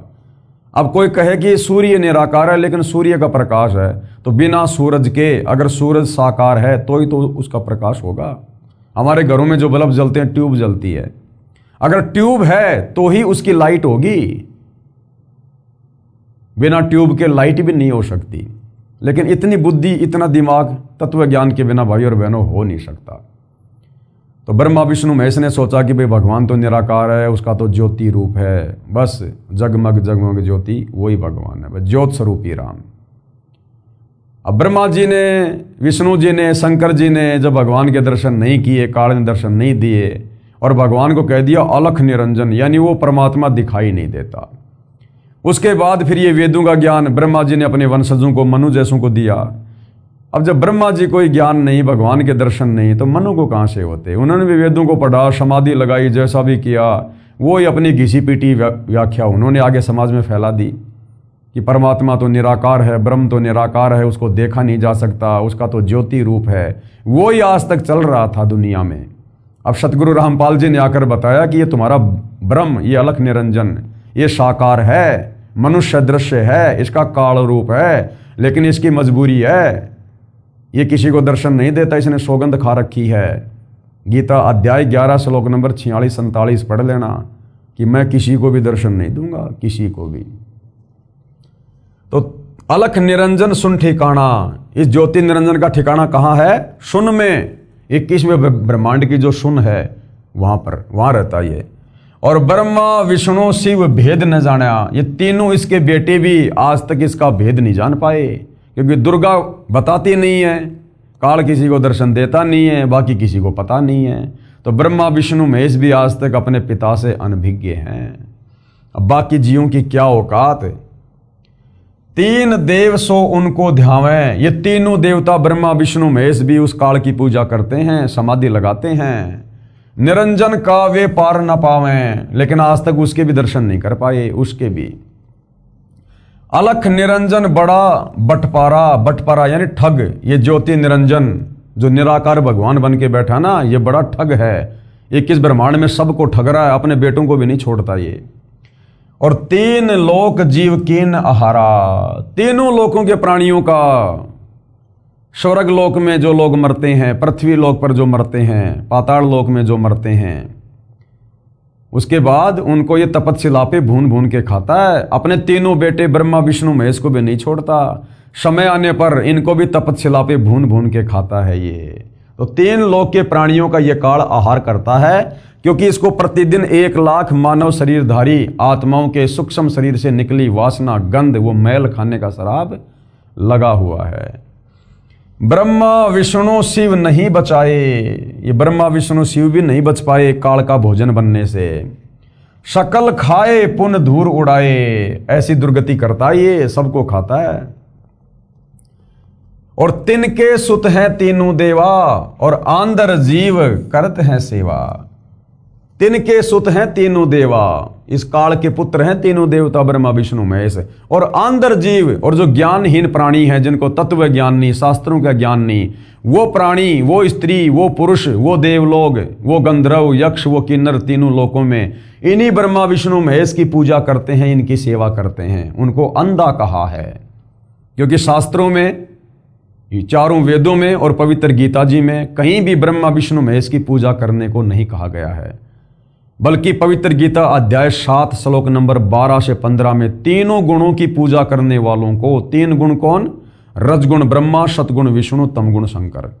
इन तीनों देवताओं की पूजा करने वालों को इस काल ब्रह्म ने, गीता ज्ञानदाता ज्योति निरंजन ने 4 गालियां दी हैं, जो ब्रह्मा विष्णु महेश को भगवान मान के पूजते हैं कि राक्षस स्वभाव को धारण किए हुए मनुष्यों में नीच, दूषित कर्म करने वाले मूर्ख मेरी साधना भी नहीं करते। अकाल पुरुष काहू नहीं चीन्या, अकाल यानी जो कभी काल के अंतर्गत नहीं आता, जिसको काल नहीं खा सकता, अविनाशी परमात्मा, अकाल मूर्त यानी कबीर भगवान सत्य पुरुष कहते हैं अकाल पुरुष काहू नहीं चीन्या, उसको तो किसी ने भी नहीं जाना, किसी ने भी नहीं पहचाना आज तक, क्योंकि किस ब्रह्मांड में कोई बताने वाला ही नहीं। या काल किसी को जानकारी होने नहीं देता, या तो खुद ही भगवान बन के बैठा ये। तो 21 ब्रह्मांड के प्राणियों को, बेचारों को कहां से उस अकाल मूर्त शब्द स्वरूपी राम कबीर भगवान के बारे में पता चलता। काल पाए सब ही गए लीन्या, ब्रह्म काल सकल जग जाने। इस काल को ही ब्रह्म यानी भगवान के नाम से पूरी 21 ब्रह्मांड के आत्माएं जानती हैं कि बस ये ब्रह्म ही भगवान है, ब्रह्म ही भगवान है, वो निराकारी भगवान है। तो इस काल ब्रह्म को, वैसे ब्रह्म शब्द ये कबीर भगवान के लिए है, ब्रह्म यानी परमात्मा, लेकिन इस काल ने यहां पर अपने आप को भी ब्रह्म घोषित कर दिया, ब्रह्म, जीवों को धोखा देने के लिए। तो कहते हैं काल ब्रह्म सकल जग जाने। इस काल ब्रह्म को तो पूरी दुनिया जानती है कि वो ओम नाम वाला भगवान काल ब्रह्म, महाकाल, ज्योति निरंजन, अलख निरंजन, केवल 21 ब्रह्मांड के प्राणी इसी तक सीमित हैं। आदि ब्रह्म को ना पहचाना, उस आदि ब्रह्म, सबसे पहले वाले ब्रह्म, सबसे पहले वाले भगवान कबीर देव को, जो सतलोक में रहते हैं, सारी सृष्टि के मालिक है, उसको कोई नहीं जानता, कोई नहीं पहचानता। इसलिए भाइयों और बहनों, वो आदि ब्रह्म कबीर भगवान खुद ही इस 21 ब्रह्मांड में प्रकट होता है, हमारे जैसा इंसान रूप धारण करता है, अपने तेज पुंज के शरीर को हल्का करके प्रकट होता है, आप और हमें अपनी आत्माओं को सतज्ञान बताने के लिए, वापस सतलोक ले जाने के लिए। आदि ब्रह्म को ना पहचाने। तीनों देव और अवतारा, ये तीनों देवता ब्रह्मा विष्णु महेश और इनके अंश अवतार जो यहाँ पर पृथ्वी पर प्रकट होते हैं, जैसे विष्णु जी के अवतार के रूप में त्रेता में रामचंद्र जी आए, द्वापर में श्री कृष्ण जी आए, ऐसे ब्रह्मा जी के अवतार के रूप में, ऐसे ही श्री शंकर जी अपने अवतार यहाँ भेजता है, जैसे हनुमान जी थे, और जो रुद्र अवतार हैं 11। ताको भजे सकल संसारा, ये सारा संसार, तीनों लोकों के प्राणी इन्हीं ब्रह्मा विष्णु महेश को और इनके जो अवतारगण हैं उन्हीं को परमात्मा मानकर पूजते रहते हैं, क्योंकि ये ब्रह्मा विष्णु महेश और इनके अवतार ऊपर के लोगों से काल के द्वारा दी गई थोड़ी बहुत कोई शक्ति लेकर आते हैं, यानी अन्य आम प्राणियों से ज़्यादा ताकतवर, शक्तिशाली, सिद्धि युक्त होते हैं और कुछ ऐसे कार्य कर देते हैं जिससे ये आम प्राणियों में भगवान सिद्ध हो जाते हैं। तो आम प्राणी बेचारे फिर इन्हीं को परमात्मा मान के, भगवान मान के, महापुरुष मान के और इन्हीं की पूजा शुरू कर देते हैं। ये भी काल की सुनियोजित एक चाल है, षड्यंत्र है, जीवों को भक्ति से भटकाने के लिए। तीनों देवता और अवतारा, ताको बजे सकल संसारा। तीनों गुण का ये विस्तारा, रजगुण ब्रह्मा, सतगुण विष्णु, तमगुण शंकर। तीनों गुण का ये विस्तारा, धर्मदास मैं कहूँ पुकारा। धर्मदास अब मैं तुझे बताऊंगा सारी बातें कि किस प्रकार से ब्रह्मा विष्णु महेश के माध्यम से इस काल ने सब जीवों को भ्रमित कर रखा है। गुण तीनों की भक्ति में, गुण तीन, रजगुण, सतगुण, तमगुण। रजगुण ब्रह्मा, सतगुण विष्णु, तमगुण शंकर। हे धर्मदास, कबीर परमात्मा कह रहे हैं इन तीनों गुण, इन तीनों देवताओं की भक्ति में सारा संसार भूला पड़ा है। कहे कबीर निज नाम बिन कैसे उतरे पार।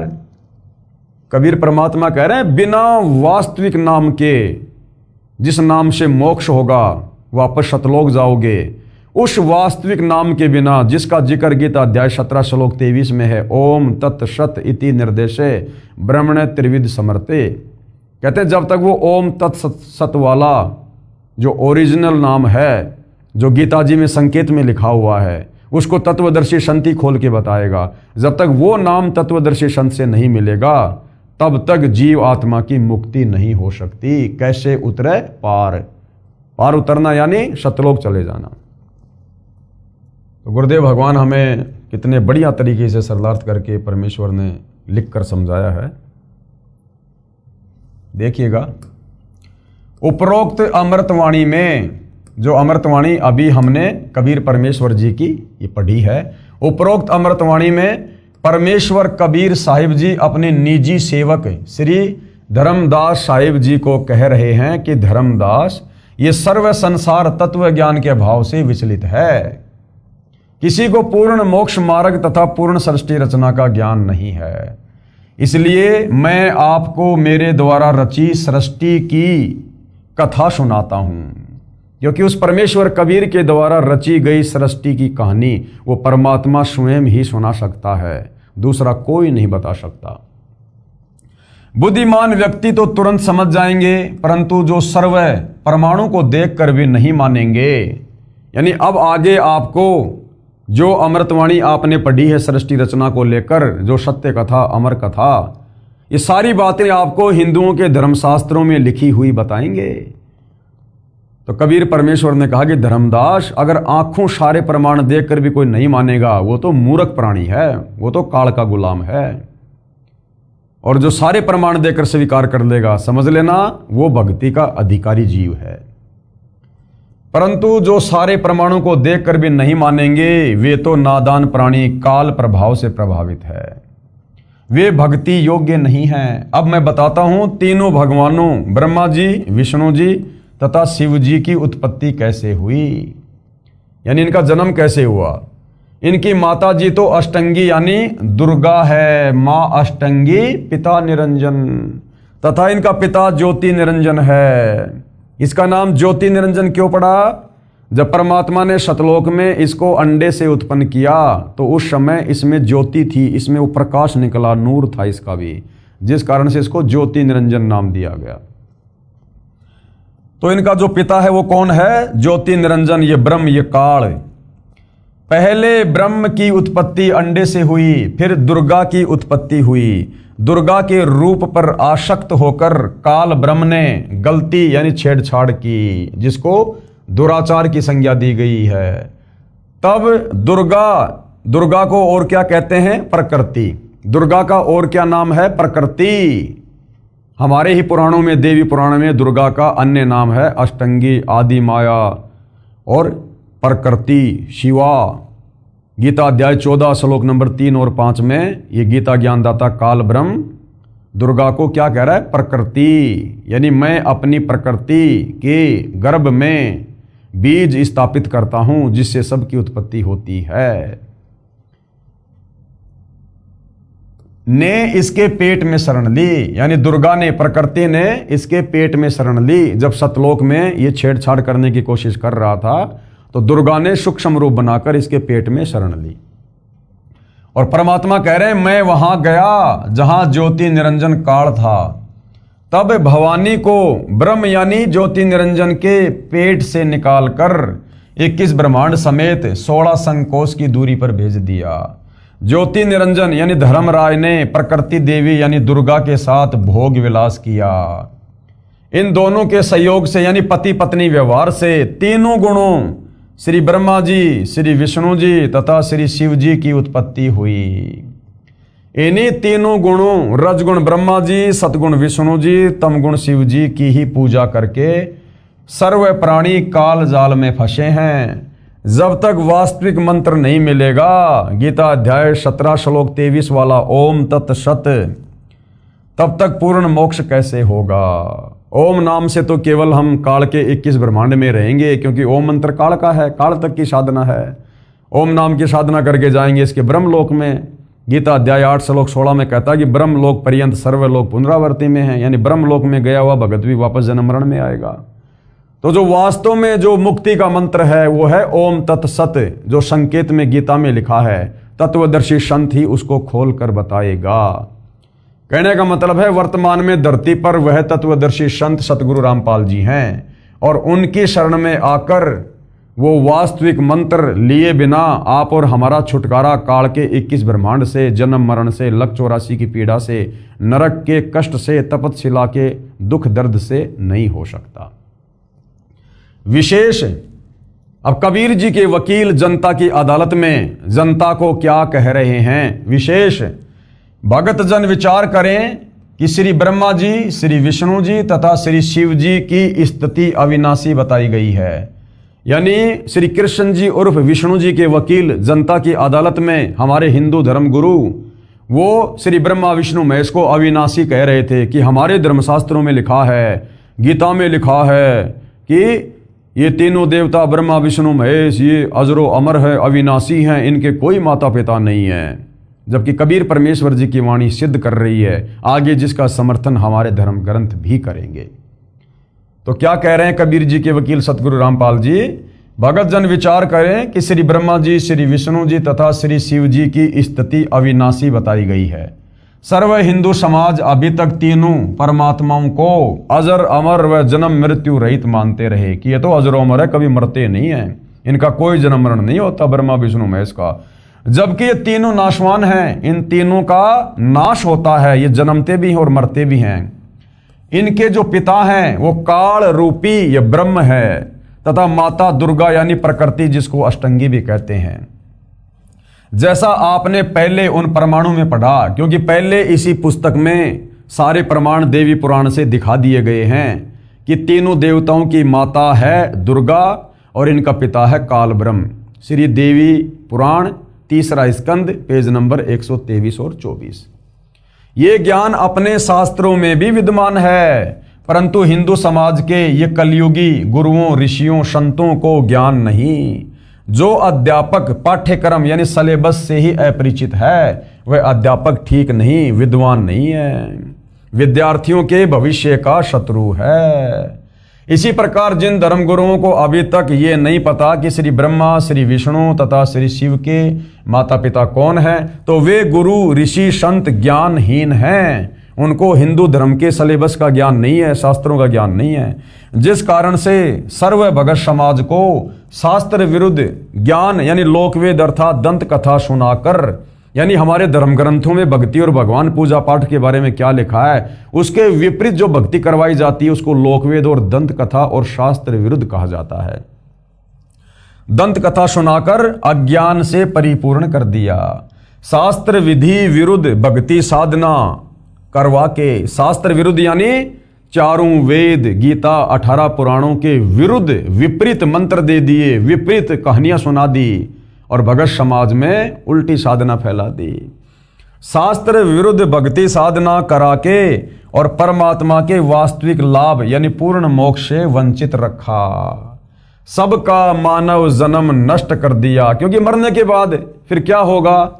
जो शास्त्रों के अनुसार भक्ति नहीं करेगा, तो गीता अध्याय 16 श्लोक नंबर 23 में लिखा है कि अर्जुन, जो व्यक्ति शास्त्र विधि को त्याग कर मनमानी पूजा करेगा, भक्ति करेगा, उसको ना सिद्धि होगी, ना उसकी मुक्ति होगी, ना उसका कोई कार्य सफल होगा। और यदि फिर भी शास्त्र विरुद्ध साधना करने के चलते किसी के कार्य सिद्ध हो रहे हैं, तो उस शास्त्र विरुद्ध भक्ति साधना को करने के चलते नहीं हो रहे, वो उसके पूर्व जन्म की भक्ति के कारण उसके कार्य सिद्ध हो रहे हैं। पूर्व जन्म की भक्ति के जो है उन पुण्यों के कारण, क्योंकि उसकी बैटरी अभी चार्ज है।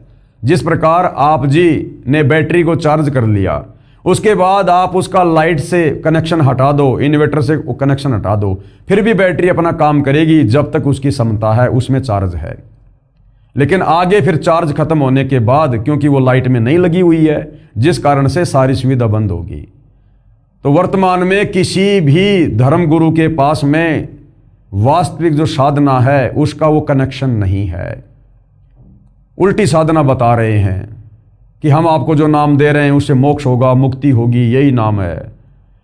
और बेचारे भोले भाले श्रद्धालु, उनको क्या पता कि हमारे गुरुजन क्या बता रहे हैं। वो उनकी बातों पर विश्वास कर लेते हैं कि गुरुजी बता रहे होंगे, सही बता रहे होंगे, गुरुजी तो विद्वान है, पढ़े लिखे हैं, धर्मगुरु हैं, बड़ी बड़ी दाढ़ी है। तो बेचारे लग जाते हैं गुरु को बहुत बड़ा विद्वान मानकर। और गुरु ने उनको क्या कर रखा है?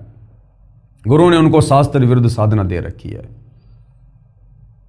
अब जब तक उनकी वो पिछले जन्मों की बैटरी चलती है, तब तक तो गुरुजी के वहां जाते हैं, आते हैं, सेवा करते हैं कि हाई गुरुजी की वजह से लाभ हो रहे हैं, भाई गुरुजी के आशीर्वाद फल रहा है, गुरुजी ने जो भक्ति बता दी, जो मंत्र बता दिए, वो काम कर रहा है। और वही भक्ति, वही मंत्र करते करते अन्य लोगों की दुर्गति हो रही है। क्योंकि जिनकी दुर्गति होनी शुरू हो गई, उनकी बैटरी पिछले जन्म वाली डिस्चार्ज हो गई, गुरुजी के पास में चार्जर है नहीं। तो इस बात को बेचारा श्रद्धालु जल्दी से समझ नहीं पाता है। इस बात को समझाने के लिए स्वयं कबीर भगवान धरती पर तत्वदर्शी संत के रूप में आता है। शास्त्र विरुद्ध भक्ति साधना करवा के परमात्मा के वास्तविक लाभ, यानी परमात्मा से असल में क्या लाभ मिलता है, मोक्ष वाला, उससे वंचित रखा। सबका मानव जन्म नष्ट कर दिया। यानी मनुष्य जन्म कितना अनमोल, कितना कीमती। मानव जन्म दुर्लभ है, ये मिला न बारंबार। जैसे पेड़ से पत्ता टूट जाए फिर वापस नहीं लगता डार। 184 योनियां भोगने के बाद गधे, कुत्ते, सुअर, कीट पतंग, मक्खी, मच्छर, पता नहीं क्या क्या 184 योनियां, इन सब के शरीर भोगने के बाद, इतना कष्ट, इतनी पीड़ा भोगने के बाद हमें परमात्मा के विधान अनुसार एक मनुष्य जन्म मिलता है, एक स्त्री या पुरुष का। और ये मनुष्य जन्म केवल इसलिए मिलता है कि मनुष्य जन्म में हम भक्ति कर सकते हैं, भगवान को पहचान सकते हैं, शास्त्रों को पढ़ सकते हैं, आत्मा का कल्याण करवा सकते हैं। गधे, कुत्ते, सुअर नहीं जानते क्या शास्त्र है, क्या भक्ति है, क्या भगवान है। क्योंकि वो कभी जब हमारी तरह मनुष्य थे, उन्होंने भी भक्ति सही नहीं की। मरने के बाद अपना कर्म भोग रहे हैं, 184 में चले गए वापस। अब उन्हें नहीं पता क्या भक्ति है, क्या भगवान है। चाहे दिन रात उनके कान में ईयरफोन लगा के सुनाओ उनको सत्संग, उनको नहीं पता।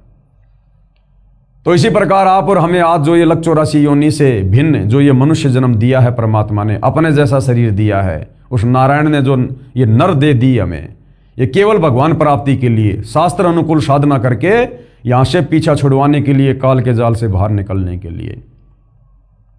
और यदि इस शरीर से हमने तत्वदर्शी संत को गुरु धारण करके यदि हमने शास्त्र अनुकूल साधना नहीं की और मोक्ष नहीं हुआ, तो हमारा मानव जन्म बर्बाद हो जाएगा, नष्ट हो जाएगा, व्यर्थ हो जाएगा। और फिर हम लंबे समय के लिए 184 योनि में नरक में चले जाएंगे। तो इतना अनमोल मनुष्य जन्म इन नादान धर्म गुरुओं ने कुछ अपने अहंकार के चलते, कुछ अपने स्वार्थ के चलते और बाकी तत्व ज्ञानहीनता के चलते सदियों से परमात्मा चाहने वाली आत्माओं के नष्ट करवा दिए। और हमारा भी नष्ट होने की दिशा में ही जा रहा था। ये तो भला हुआ जो कबीर परमेश्वर सतगुरु रामपाल जी के रूप में प्रकट होकर आप और हमें संभाल लिए। शास्त्र विरुद्ध भक्ति साधना करने के परमात्मा के वास्तविक लाभ पूर्ण मोक्ष से वंचित रखा, सबका मानव जन्म नष्ट कर दिया। क्योंकि श्रीमद् भगवत गीता अध्याय 16 श्लोक 23-24 में यही प्रमाण है कि जो शास्त्र विधि त्याग कर, यानी शास्त्रों में जो भक्ति साधना जो करने को भगवान का आदेश है, उसको ना करके और ही राधे राधे श्याम मिला दे, हरे राम हरे कृष्णा, जय जय राम सीताराम, ओम नमः भागवते वासुदेवाय नमः, दुनिया भर के आडंबर, पाखंड, जंतर मंत्र, इस प्रकार की जो मनमुखी साधना है, जिसका गीता जी में, वेदों में कहीं कोई जिक्र नहीं है, उसको कहते हैं शास्त्र विरुद्ध साधना, मनमाना आचरण। तो गीता अध्याय 16 श्लोक 23 क्या कह रहा है कि जो शास्त्र विधि त्याग कर मनमाना आचरण और पूजा करता है, उसे कोई लाभ नहीं होता है। पूर्ण परमात्मा कबीर जी ने 5 वर्ष की लीला में आयु में सन 1403 से ही सर्व शास्त्रों युक्त ज्ञान अपनी अमृतवाणी कबीर वाणी में बताना प्रारंभ किया, 650 साल पहले। परंतु उन अज्ञानी गुरुओं ने, वो संस्कृत में तो ज्ञानी थे, लेकिन वो शास्त्रों को नहीं समझ पाए। तत्व ज्ञान के अभाव में संस्कृत के विद्वान होने के बाद भी वो अज्ञानी थे। परंतु उन अज्ञानी गुरुओं ने ये ज्ञान भगत समाज तक नहीं जाने दिया। ना तो हिंदू धर्म के अज्ञानी धर्म गुरुओं ने हिंदू समाज में शास्त्रों का वास्तविक ज्ञान जाने दिया, जो कबीर परमात्मा जी बता रहे थे। ना मुसलमान धर्म के अज्ञानी मुल्ला मौलवियों ने, पीरों ने वो वास्तविक ज्ञान जो कुरान शरीफ में, कुरान मजीद में, तौरेत में, जबूर में, इंजिल में, हदीसों में लिखा हुआ था, उस कबीर परमेश्वर के बारे में, उस कबीर अल्लाह के बारे में। सूरत फुरकानी 25 आयत नंबर 52 से 59 में निर्णायक ज्ञान है, जो हजरत मोहम्मद को जिंदा बाबा के रूप में कबीर अल्लाह मिले थे। मुसलमानों का अल्लाह वास्तव में वो शैतान है, वो काल है जिसने गीता का ज्ञान दिया। वही काल, वही ब्रह्म श्री कुरान शरीफ की आयतों का ज्ञान दे रहा है। ये इस प्रकार से धोखा करता है, ये सबको उलझा के रखता है। तो मुसलमान जिसको अपना अल्लाह कहते हैं, वास्तव में वो शैतान है, वो काल है। तो जिंदा बाबा के रूप में कबीर भगवान जैसे धर्मदास जी को मिले, इसी प्रकार हजरत मोहम्मद को भी मिले। उनको शतलोक दिखाया, वास्तविक वो कलमा दिया, वो मंत्र दिया, जो आज आप और हमें प्राप्त है। लेकिन उसके बाद काल की जो है वो प्रेरणा से, काल के दबाव में उस कबीर भगवान वाली उस भक्ति को हजरत मोहम्मद ने छोड़ दिया और वही घिसी पिटी कुरान शरीफ वाली भक्ति करने लग गया। तो वो ज्ञान जो जिंदा बाबा के रूप में कबीर भगवान ने दिया था हजरत मोहम्मद को, वो ज्ञान कुरान शरीफ में सूरत फुरकान 25 आयत नंबर 52 से 59 में है। लेकिन उसको ना समझकर तत्व ज्ञान के अभाव में मुसलमान धर्म के धर्म गुरुओं ने भी मुसलमान समाज को भ्रमित किया और उन जो है वो कतेबों के विरुद्ध, कुरान शरीफ, कुरान मजीद के विरुद्ध ही ज्ञान दिया। इसी प्रकार जो ईसाई समाज के धर्मगुरु हैं, जो वर्तमान में सर्व सदग्रंथों से स्पष्ट हो रहा है, इससे सिद्ध है कि कबीर देव यानी कबीर प्रभु तत्वदर्शी संत रूप में स्वयं पूर्ण परमात्मा ही आए थे। तत्वदर्शी संत रूप में यानी कबीर भगवान तत्वदर्शी संत की भूमिका करता है। तो तत्वदर्शी संत रूप में स्वयं कौन आए थे?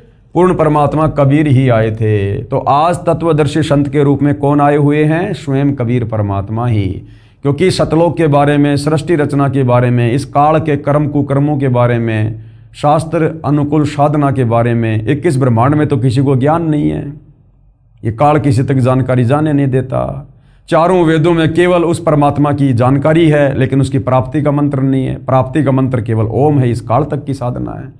तो कैसे पता चलेगा? कैसे आत्मा सतलोक जाएंगी? कैसे मोक्ष होगा? उसके लिए कबीर भगवान खुद ही सतलोक से चलकर पृथ्वी पर आते हैं। उसके बाद देखिए भाइयों और बहनों, आगे आदरणीय गरीबदास साहिब जी की अमृतवाणी में सृष्टि रचना का प्रमाण। अभी आपने कबीर परमेश्वर जी की वाणी में सृष्टि रचना देखी। अब यही ज्ञान सेम टू सेम कबीर परमेश्वर जी ने 300 साल पहले जिंदा बाबा के रूप में गांव छुडानी, जिला झज्जर, हरियाणा में प्रकट होकर 10 वर्षीय बालक गरीबदास जी को बताया।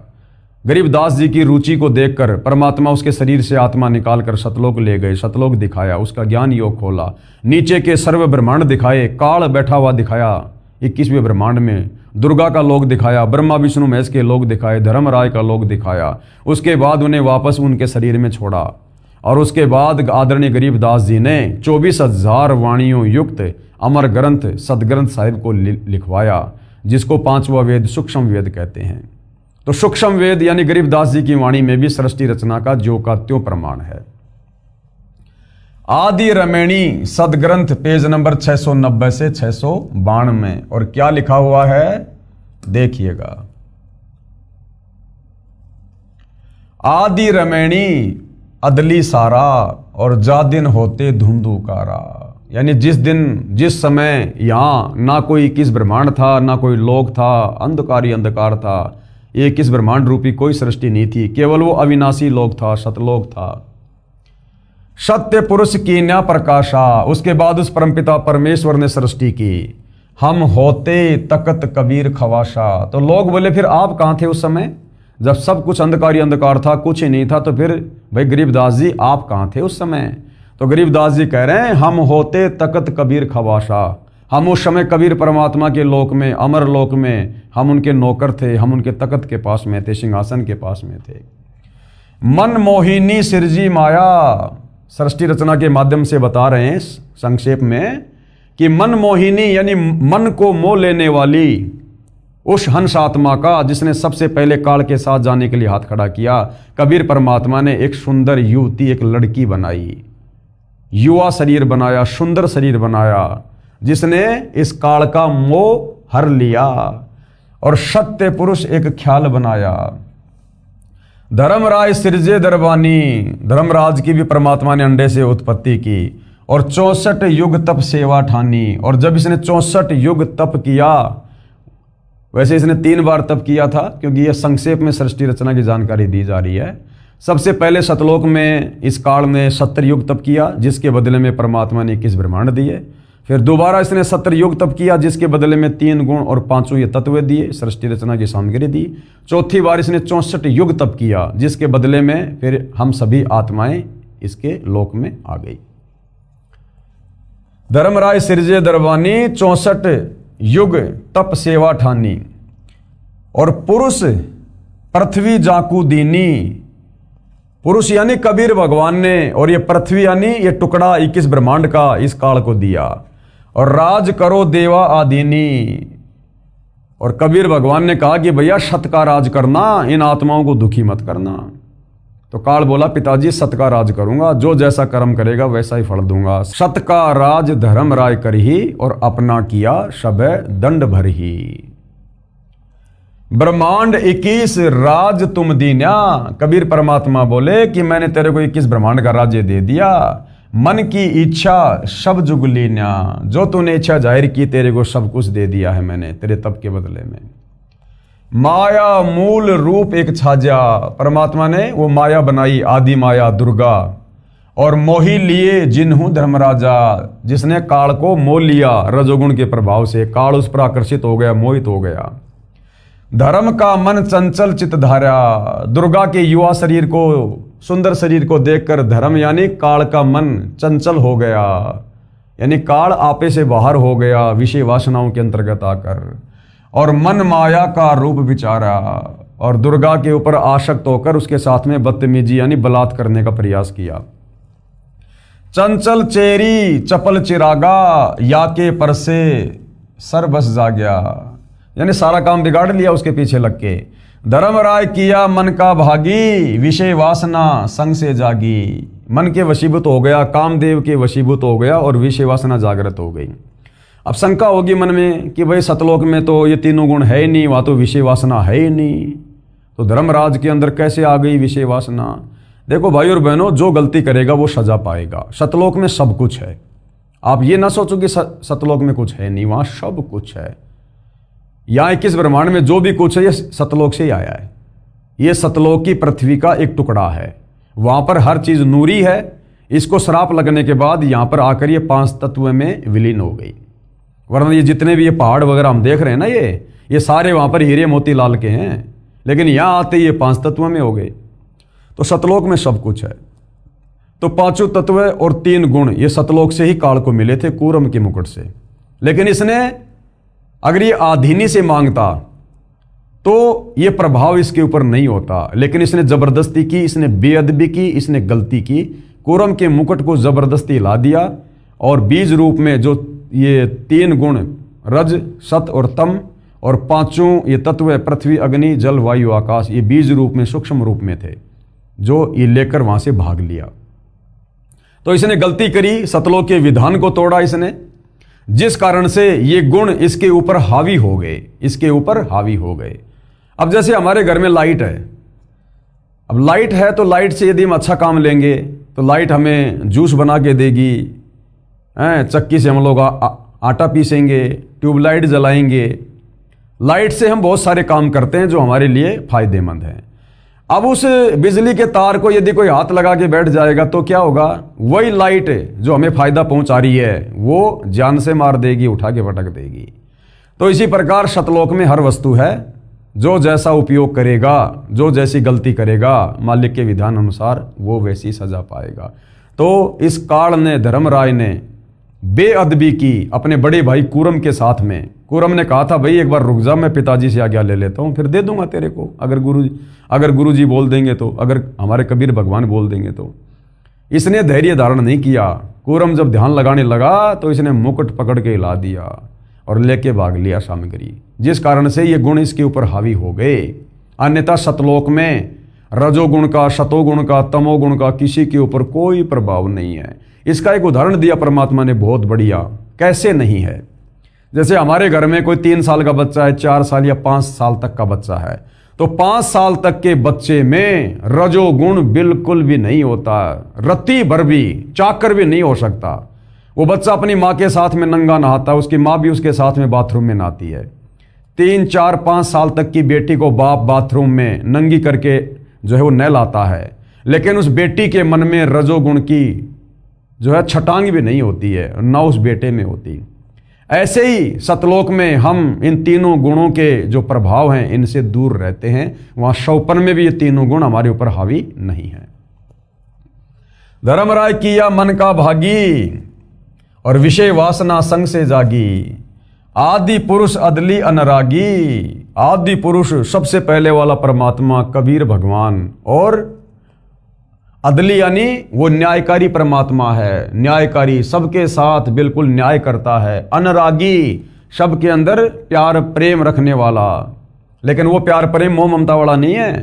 कर्मानुसार सजा भी वो भगवान ही देता है। फिर धर्मराय दिया दिल से त्यागी। उस कबीर भगवान ने, न्यायकारी उस परमात्मा ने धर्मराया ने काल को दिल से त्याग दिया कि इस सतलोक में, ऐसे सच्चे लोक में, और तूने विषय वासनाओं से प्रेरित होकर ये गंदा कर्म करने की सोची भी कैसे? ऐसे गंदा कर्म करने की सोचने वाले के लिए सतलोक में कोई जगह नहीं है। तो धर्मराय दिया दिल से त्यागी। परमात्मा ने धर्मराय को, काल को दिल से त्याग दिया कि अब तू सतलोक में रहने योग्य नहीं है। पुरुष लोक से दिया ढहाई। पुरुष लोक यानी सतलोक से काल को नीचे ढहा दिया, यानी नीचे भेज दिया। जैसे कहते ना कि तूने दीवार को ढा दिया, यानी दीवार को नीचे गिरा दिया। तो सतलोक से 21 ब्रह्मांड सहित हम सभी आत्माओं को दुर्गा में प्रवेश करके सूक्ष्म रूप में दुर्गा और काल सहित परमात्मा ने 16 संकोच की दूरी पर भेज दिया। आगम दीप चली आए भाई। और आगे जो दीप था एक सहजदास का, क्योंकि परमात्मा के 16 पुत्र हैं सतलोक में, सब अलग अलग जगह पे रहते हैं, अलग अलग द्वीप में। तो जब ये 21 ब्रह्मांड जा रहे थे तो उधर एक सहजदास का लोक आया। तो काल ने सोचा कि भैया हो सकता है परमात्मा माफ कर दें, सहजदास के माध्यम से मैं कुछ प्रार्थना करूं। तो जब काल जा रहा था अपने 21 ब्रह्मांड सहित, तो वहां पर सहजदास का लोक आया। सहजदास जिस दीप रहता, सहजदास जिस लोक में रहता था, कारण कौन कौन कुलपन था। धर्मराय बोले दरबानी, सुनो सहजदास ब्रह्मज्ञानी। हे सहजदास मेरे भाई, हे ब्रह्मज्ञानी, मैं आपसे अर्ज करता हूं, मेरी बात सुनो। 64 युग हम सेवा कीनी। मैंने सतलोक में 64 युग तक मैंने तप किया, जिसके बदले में पुरुष ये पृथ्वी हमको दीनी। 21 ब्रह्मांड मेरे को दिए हैं पिताजी ने। चंचल रूप भया मन मोरा। लेकिन इस दुर्गा को देखकर, इस आदि माया को देखकर मैं आपे से बाहर हो गया, विषय वासनाओं में आ गया। मोहिनी मन मोहिनी ठगिया भोरा। और मेरे को इसने ठग लिया, इसके रूप ने। मैं गलती कर बैठा। सत्य पुरुष के ना मन भाए। उस गंदे कर्म के चलते मैं पिताजी के मन को नहीं भाया, पिताजी नाराज हो गए और पुरुष लोक से हम चली आए और सतलोक से मेरे को निकाल दिया गया है। अगर दीप सुनत बड़बागी, सहजदास मेटो मन पागी। ये सहजदास तुम पिताजी से प्रार्थना करो, अगर मेरे को यहाँ पर रहने की इजाजत मिल जाए तो। बोले सहजदास दिलदानी। सहजदास क्या बोला? हम तो चाकर सत सहदानी। हम तो कबीर भगवान के नौकर हैं, उनके चाकर हैं भाई। सत्य पुरुष से अर्ज गुजारूं, मैं तो तेरी प्रार्थना कर सकता हूं पिताजी से, सत्य पुरुष से, कबीर भगवान से, जब तुम्हारा विमान उतारूं, उसके बाद मैं तेरा विमान उतारूंगा। ये शिक्षा है हम भगत भाई बहनों के लिए। कोई भी भगत हमें भ्रमित करे, कुछ भी करे, अटपट सुनाए, कोई भी आदेश दे हमें गुरु जी की आड़ में, कुछ भी कहे, कोई भी हो, गुरु के निकट रहने वाला या गुरु से दूर रहने वाला, हमने अपने गुरु से पूछ कर ही कार्य करना है। गुरु के आदेश में रहकर ही चलना, वचन में रह के चलना हमने, सत्संग रूपी आदेश में, या जब तक गुरु धरती पर है। और यदि वो आदेश आपको किसी सत्संग में नहीं मिल रहा है तो फिर अपने गुरु जी से पूछो, उनसे आज्ञा लो। उसके बाद तो सहजदास क्या बोला, पहले मैं पिताजी से आज्ञा लूंगा भाई, जब तुम्हारा विमान उतारूं। सहजदास को किया पियाना, सहजदास ने वहां से प्रस्थान किया और सत्यलोक लिया परवाना और सत्यलोक में चला गया। वहां पर सत्य पुरुष साहिब सर्वंगी, अविगत अदली अचल अभंगी, वहां जाकर परमात्मा की महिमा करने लगा। जैसे हम भगत भाई बहन लाइव शुरू करने से पहले परमेश्वर का जयकारा लगाते हैं, उनकी महिमा करते हैं ना। क्यों करते हैं? परमेश्वर को प्रसन्न करने के लिए। तो सहजदास ने जाकर पहले तो परमात्मा की महिमा की बहुत ज्यादा। सत्य पुरुष यानी हे सारी सृष्टि के मालिक, साहिब ये परमेश्वर, सर्वंगी सब जगह व्याप्त, अविगत अदली और अचल अभंगी, धर्मराय तुम्हारा दरबानी, अगर दीप चली आए प्राणी। एक धर्मराय नाम का तुम्हारा नौकर है परमात्मा, वो मेरे दीप में आया है। कौन हुक्म करी अर्ज आवाजा, ये परमात्मा आपकी क्या आज्ञा है, कहां पठाओ उस धर्मराजा। जाते ये नहीं कहा कि मेरे पास में वो धर्मराय आया है, मैं उसको अपने लोक में जगह दे दूं क्या, ये नहीं। ये परमेश्वर आपकी क्या आज्ञा है, आपका एक नौकर आया है, आपकी क्या आज्ञा है। यानी बोलने का भी एक तरीका। ये नहीं कहा कि क्या मैं उसको रख लूं क्या पिताजी, नहीं। इसका मतलब तू तो सोच के आया पूरी। ये परमेश्वर आपकी क्या आज्ञा है, आपका एक नौकर आया है, वहां रहने की इजाजत मांग रहा है, आपकी क्या आज्ञा है दाता, जैसा आप कहोगे वैसा ही मैं करूंगा। तो परमात्मा क्या बोले, बही आवाज अदली एक साचा। उस कबीर परमेश्वर ने आकाशवाणी की और क्या कहा, विषय लोक जा तीन्यू बाचा। विषय लोक यानी गंदे लोक में, विषय वासनाओं के लोक में, उसको वहीं जाने दे। तीनों वाचा, तीन वचन से कह रहा हूं, मन कर्म वचन से, उसको बिल्कुल भी मत रोकना, उसको जाने दे विषय वासनाओं के जाल में, क्योंकि कुबद उसी के मन में आई थी ना, तो भोगने दे उसे। सहज विमान चले अधिकाई। सहजदास ने इतनी बात सुनकर तुरंत वापस रफ्तार पकड़ ली, ज्यादा वाद विवाद नहीं किया कि परमात्मा दया कर दो, ना ना ना, बस आदेश हो गया तो हो गया, निकल ले। और छिन में अगर दीप चली आई, और तुरंत क्षण भर में और अपने लोक में वापस आ गया। यानी गुरु भाई और बहनों, पहली बात तो हमने गुरु के सामने ऐसी कोई बात बोलनी नहीं चाहिए, बिल्कुल भी अपने मुंह को बंद रखना चाहिए, क्योंकि सारी शंका गुरु जी के ज्ञान में, गुरु जी के सत्संग में समाप्त हो जाती है, केवल भक्ति करना शेष हो जाता है। मन में शंका उठ रही है, उठने दो, सत्संग सुनते रहो, उससे परमात्मा दया कर देंगे, आ जाएगी सामने सारी चीजें। वो अंतर्यामी है, सब जानता है किसको क्या कांटा चुभ रहा है, समय आने पर आपको दवा दे देगा। तो गुरु के सामने बिल्कुल भी वचन नहीं बोलना चाहिए, गुरु के सन्मुख वचन ना कहिए। सो शिष्य रहनी गहनी सुख लइए। वही शिष्य वास्तव में सुखी हो सकता है और सतगुरु की भक्ति से लाभ प्राप्त कर सकता है। कोई वाद विवाद नहीं करनी चाहिए अपने गुरु जी से किसी भी प्रकार का। और गुरु जो आज्ञा दे, गुरु जो आज्ञा दे, उस आज्ञा को शिरोधारिये तुरंत। ठीक है गुरु जी, जय हो परमात्मा की, जय हो मालिक जी, दाता जी मालिक। ना नुकर नहीं, को सलाह देने की गलती मत कर देना कि गुरु जी अगर इसमें ऐसा कर लें तो कैसा रहेगा। मर गए उसी समय, मर गया। अरे वो अंतर्यामी सोच समझ के बोल रहा है, तो उससे ज्यादा दिमाग वाला है क्या। तो इस प्रकार से हमने अपने गुरुदेव के साथ में व्यवहार करना है। हम तो अर्ज करी अनुरागी। सहजदास बोला, भाई मैंने तो तेरी अर्जी लगाई थी, मैंने तो बहुत प्रार्थना की, तुम विषय लोक जाओ बड़भागी। सहजदास भी बेचारा दुखी होता कह रहा कि भाई अब तू जा, परमात्मा का आदेश है। धर्मराय चले विमाना और मान सरोवर आए प्राणा। धर्मराय के विमान वहां से चल पड़े और सतलोक की बाउंड्री पर वहां पर एक मान सरोवर है। मान सरोवर रह न पाए, वहां भी परमात्मा ने उसको रुकने नहीं दिया। दरे कबीरा थाना लाए, वहां कबीर परमात्मा ने रूप में खुद ही बैठे थे लेकर डंडा। बोला चल चल आगे आगे। बंकनाल की बिस्मी घाटी तहां कबीरा रोकी घाटी। इन पांचों मिल जगत बंधाना, इन पांचों ने मिलकर संसार को बांध रखा है। 21 ब्रह्मांड में सब प्राणियों को कर्म बंधन में बांध रखा है। पांच कौन? तीन तो ये ब्रह्मा विष्णु महेश और दुर्गा और ये काल। इन पांचों मिल जगत बंधाना, इन पांचों ने मिलकर संसार में परमेश्वर की आत्माओं को कर्म जाल में बांध रखा है। उल्टी साधना में 184 जीव सताना, और 184 में डाल के फिर उनको तरह तरह की यातनाएं दी जाती हैं, क्योंकि शास्त्र अनुकूल साधना है नहीं। और शास्त्र अनुकूल साधना जो चारों वेदों वाली है इस ओम नाम की, और ओम नाम की साधना से इसके ब्रह्मलोक में चले जाओ, वहां रहकर फिर वापस 184 में। तो रहना जन्म और मरण में, ये यहाँ का अटल नियम है, जन्म और मरण। जिसका जन्म उसकी मृत्यु काल के लोक में निश्चित है। फिर संस्कारवश 184 योनियां भोगनी पड़ेंगी और नरक भी भोगना पड़ेगा। ब्रह्मा विष्णु महेश्वर माया, ब्रह्मा विष्णु महेश और इनकी माता माया यानी दुर्गा, और धर्मराय यानी काल, धर्मराय का राज पठाया।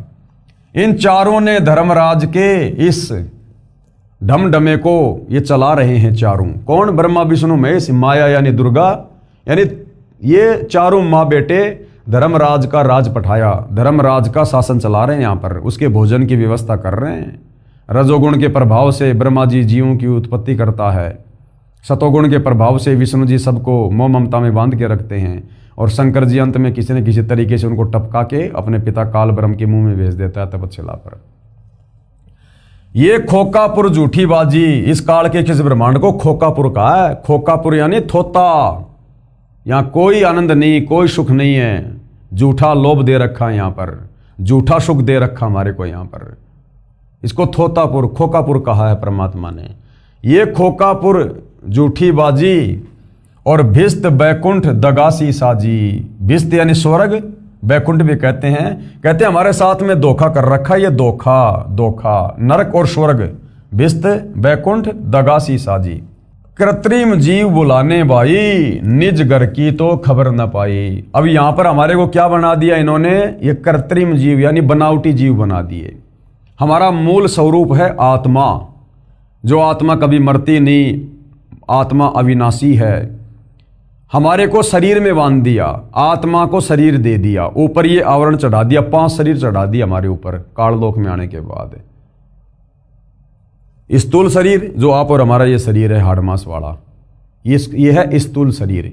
ये छूटने के बाद में आत्मा पे चढ़ा हुआ है सूक्ष्म शरीर, फिर कारण, फिर महाकारण, फिर कैवल्य। तो आत्मा के ऊपर 5 आवरण, 5 शरीर इस काल ने चढ़ा रखे हैं। इसलिए आत्मा को क्या कहा है? कृत्रिम जीव, बनावटी जीव। कृत्रिम जीव बुलाने भाई, निज घर की तो खबर ना पाई, और हमें सतलोक की तो खबर ही बुला दी। हमारी मेमोरी डिलीट कर दी, हम कहाँ से आए थे, कहाँ रहा करते थे, हमारे को सतलोक का रास्ता ही बुला दिया, खोज खबरी नहीं है यहाँ। 1.25 लाख उपजे नित हंसा, यानी ये दुर्गा रोजाना 1.25 लाख जीवों की उत्पत्ति करती है, और 1 लाख विन से नित अंसा, और 1 लाख रोजाना ये काल तपस्या पर भून भून के खाता है।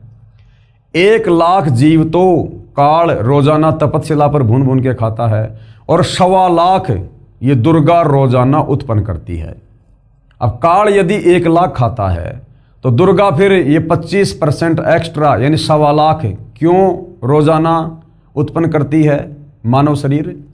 कारण क्या है कि ये मनुष्य शरीर छूटने के बाद, जैसे 1 लाख मनुष्य शरीर छूट गए और काल की तपस्या पर गए, अब वो जो 1 लाख हैं भाई और बहनों, उन्होंने मनुष्य जन्म में जैसे भी भक्ति की, साधना की, अच्छे बुरे कर्म किए, उस आधार से जरूरी नहीं कि वापस उनको मनुष्य जन्म में मिलेगा।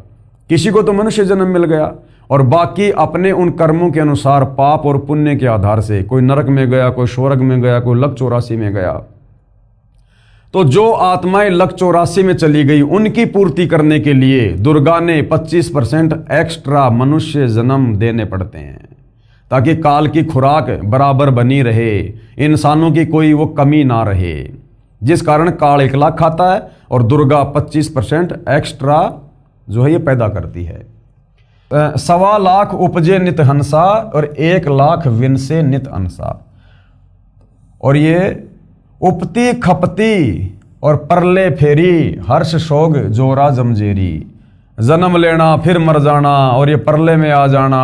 हर्ष यानी जो है खुशी, शोक यानी दुख, जोरा जमजेरी यानी इस काल के लोक में ये सुख दुख जन्म मृत्यु ये अरहट का कुआं चलता रहता है। पांचों तत्व हैं परले माही। पांचों तत्व पृथ्वी अग्नि जल वायु आकाश, परमात्मा कहते हैं ये उत्पत्ति और ये परलय में है, ये भी नष्ट होते हैं क्योंकि 21 ब्रह्मांड की सृष्टि पांचों इन तत्वों से बनी है। तो जब 21 ब्रह्मांड ही नष्ट होता है तो पांचों तत्व कहाँ रह जाएंगे। और शतगुण रजगुण तमगुण झाई, 8 अंग मिली है माया और पिंड ब्रह्मांड शकल भरमाया। सब जीवों को इसने भ्रमित कर रखा है काल के आदेश से। या में सुरती शब्द की डोरी, या में सुरती शब्द की डोरी, अगर वो वास्तविक शब्द मिल जाए तो हमारी सुरती हमारा ध्यान सतलोक में लग सकता है, दूसरा कोई उपाय नहीं। और पिंड ब्रह्मांड लगी है खोरी, श्वासा पारस मन गए राखो। श्वासा पारस यानी श्वासों का जो मंत्र है जो कबीर परमात्मा तत्वदर्शी संत रूप में आके देते हैं वो पारस पूंजी के समान है। जैसे पारस एक पत्थर होता है, यदि उसको लोहे से टच कर दिया जाए तो लोहा भी सोना बन जाता है, चाहे कितना टन हो, चाहे पूरा का पूरा पहाड़ हो। तो इसी प्रकार कबीर परमेश्वर का जो शतनाम है, जो मंत्र है, वो पारस की तरह काम करता है। जिस आत्मा को मिल जाता है और जो मर्यादा में रहकर उसका यूज करता है, यानी गुरु मर्यादा में रहकर सुमरण करता है, तो वो इस प्रकार से भक्ति धन जमा करने लग जाता है मुक्ति के लिए। तो श्वासा पारस मन गए राखो, यानी वो श्वास वाला मंत्र वो पारस की तरह है। और खोली कपाट अमीरस चाखो, वो सारे वज्र कपाट खोल देगा, सारे दिमाग के बंद दरवाजे खोल देगा। और अमीरस चाखो यानी भक्ति का वो अमृत, हम उसका रस पान करने लग जाएंगे, यानी हमें फिर आनंद आएगा भक्ति वाला। सुनाऊं हंस शब्द सुन दासा, आदरणीय गरीबदास जी कह रहे हैं सुनाऊं हंस शब्द सुन दासा और अगम दीप अग है बाशा, कि ये ज्ञान सुन तू मेरे से, वास्तविक ज्ञान अगम दीप है अगवाशा, कि तेरा जो ठिकाना है ना वो शतलोक है, वो अगम दीप, तू यहाँ का रहने वाला नहीं है किस ब्रह्मांड का। भवसागर जमदंड समाना, इस भवसागर में काल के किस ब्रह्मांड में तो तू केवल यहाँ पर काल के द्वारा जो है वो दंडित किया जा रहा है। धर्मराज का है तलबाना, 21 ब्रह्मांड में तो काल का धर्मराज का ही जो है ये फुरमान चलता है, आदेश चलता है। पांचों ऊपर पद की नगरी और बाट विहंगम बंकी डगरी। पांचों ऊपर, पांच कौन? ब्रह्मा विष्णु महेश दुर्गा और काल, इनके ऊपर वो पद की नगरी है, यानी शतलोक है। और बाट विहंगम बंकी डगरी, और वहां जाने का रास्ता बहुत टेढ़ा मेढ़ा है, बगैर तत्वदर्शी संत की शरण के वहां नहीं जा सकते। हमरा धर्म राय सुदावा भवसागर में जीव भरमावा। कबीर परमात्मा कहते हैं कि मेरा धर्मराज के साथ में एग्रीमेंट है, भवसागर में जीव भरमावा। हम तो कहें अगम की वाणी, हम तो सतलोक की बात बताते हैं, जहां अविगत अदली आप बिनानी, जहां वो सत्य पुरुष कबीर परमात्मा खुद बैठे हुए हैं। बंदी छोड़ हमारा नामम अजर अमर है अस्थिर ठामरम, हमारा नाम बंदी छोड़ है। बंदी छोड़ यानी काल के कर्म बंधनों से छुड़वा कर सतलोक ले जाने वाला। अजर अमर है अस्थिर ठामम, और मैं जहां रहता हूं वो जगह क्या है? अजर अमर है, सतलोक है, कभी विनाश में नहीं आता। अस्थिर यानी वो स्थायी रहता है, कभी विनाश में नहीं आता। ठाम यानी जगह, धाम, स्थान। जुगन जुगन हम कहते आए, यानी ये तत्व ज्ञान जीव आत्माओं को हम युगों युगों से समझा रहे हैं सतलोक जाने वाला। जम जोरा से हंस छुटाए, जम यानी काल, जोरा मानिए मृत्यु, हमने इससे बहुत सारे भक्तों को छुटाया है। जो कोई माने शब्द हमारा, जो मेरे ज्ञान के ऊपर विश्वास कर लेता है, जो मेरे तत्व ज्ञान को स्वीकार कर लेता है, नाम ले लेता है और मर्यादा में रहकर भक्ति करता है, तो भव सागर नहीं भर में धारा, वो वापस इस काल के लोक में फिर नहीं आता है। जिस प्रकार गीता ज्ञानदाता काल ब्रह्म गीता अध्याय 18 श्लोक 62 में कह रहा कि अर्जुन तो सर्वभाव से उस परमेश्वर की शरण में जा, वहां जाने के बाद फिर प्राणी लौटकर वापस संसार में नहीं आता। या में सुरती शब्द का लेखा। अब इसमें सबसे महत्व क्या है, मर्यादा में रहकर सुरती लगाकर। जैसे प्रथम जो मंत्र हमें देते हैं गुरुदेव, तो गुरुदेव कहते हैं कि मंत्र अपना असल में काम उस समय करेगा जब तुम सुरती, नृति और मन के साथ जाप करोगे। फिर हमें सतनाम मिलता है श्वास का, वो अपना वास्तविक नाम उस समय काम करेगा जब सुरती, नृति, मन और पवन से हम उसका सुमरण करेंगे। फिर हमें सार नाम, सार शब्द मिलता है, वो अपना काम उस समय करेगा जब हम चिंतन मनन करेंगे, अपने गुरु को ही परमेश्वर मानकर भक्ति में लीन रहेंगे संसार से हटकर। या में सुरती शब्द का लेखा, तन अंदर मन और कहो कीन देखा।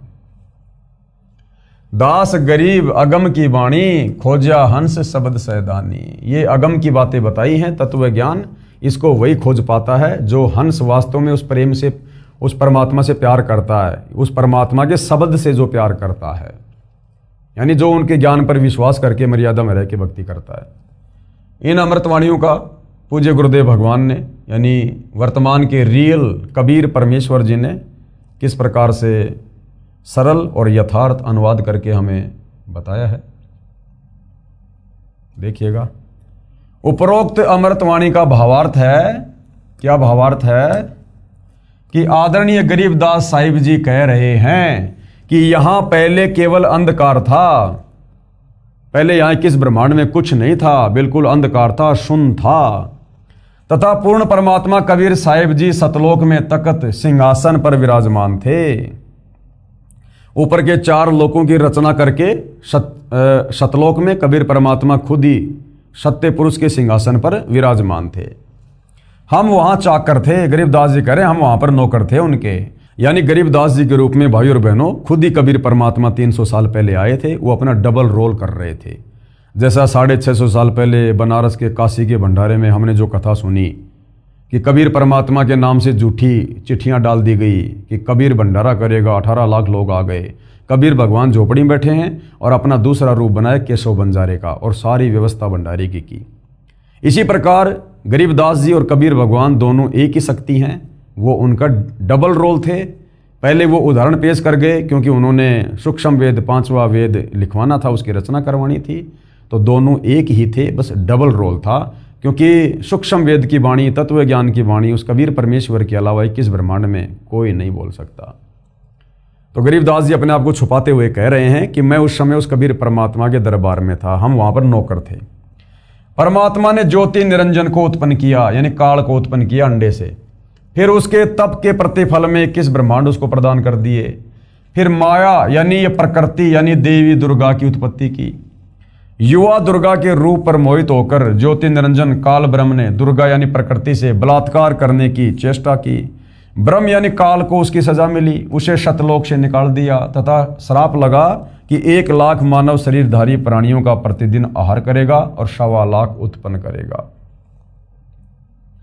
काल ब्रह्म ने देवी दुर्गा से विवाह किया 21 ब्रह्मांड में आके, और 3 पुत्र उत्पन्न किए, रजगुण युक्त ब्रह्मा, सतगुण युक्त विष्णु तथा तमगुण युक्त शिव को सुनियोजित षड्यंत्र के तहत उत्पन्न किया।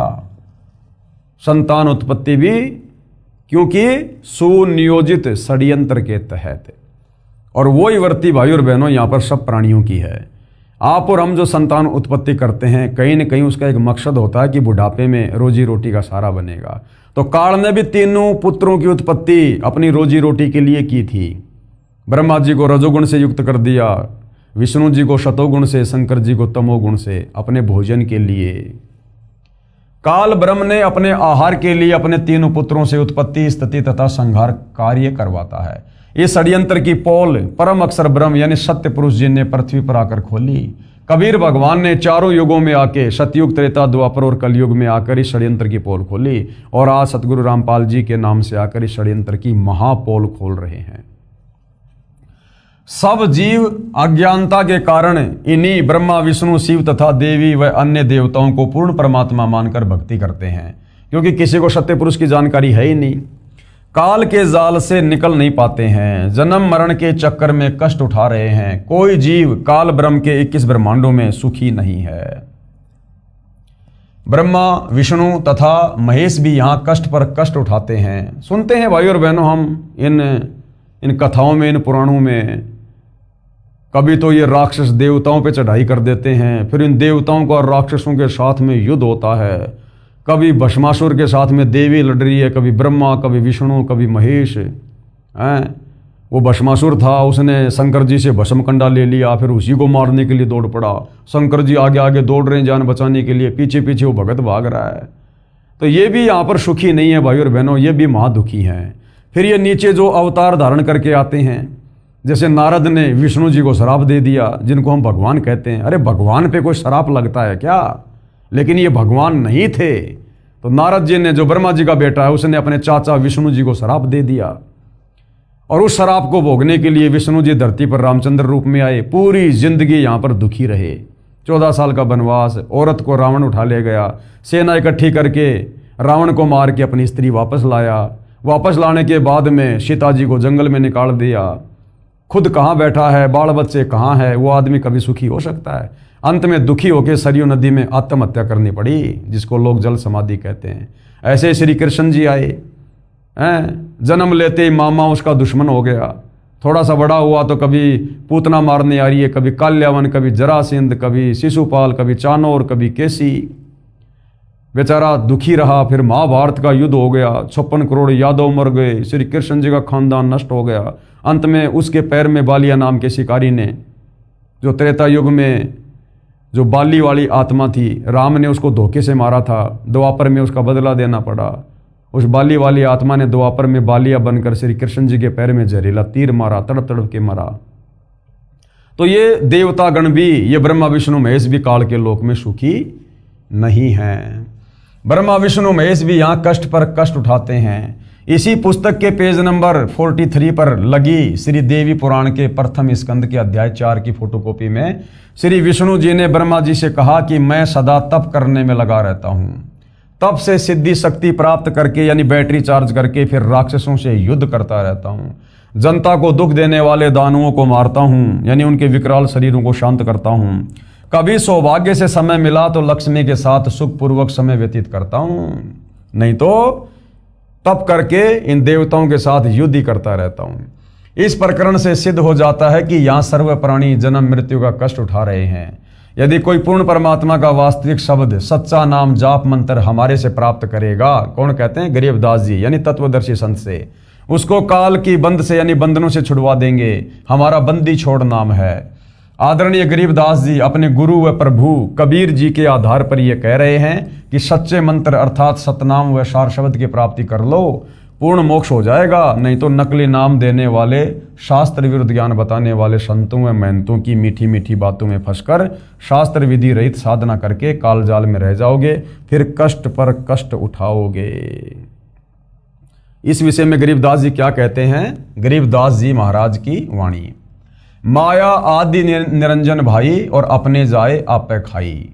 माया आदि निरंजन भाई, ये माया यानी दुर्गा और ये निरंजन यानी काल, ये दोनों अपने जाए आपे खाई। अपने द्वारा पैदा किए गए इन पुत्रों को ये खुद ही खाते हैं, खुद ही। एक सत्संग में गुरुदेव ने बताया, ये काल तो खाता है तपस्या पर, ये दुर्गा भी खाती है। उदाहरण दिया गुरुदेव ने कि जैसे घर में अगर कोई मीट बनाता है या कोई और वस्तु बनाता है तो वो औरत भी खाती है। तो ये दुर्गा भी काल के साथ बराबर का साथ दे रही है, ये भी इन जीवों का भक्षण करती है। ये आदि माया निरंजन भाई अपने जाए आपे खाई। ब्रह्मा विष्णु महेश्वर चेला, ओम सोहम का है खेला।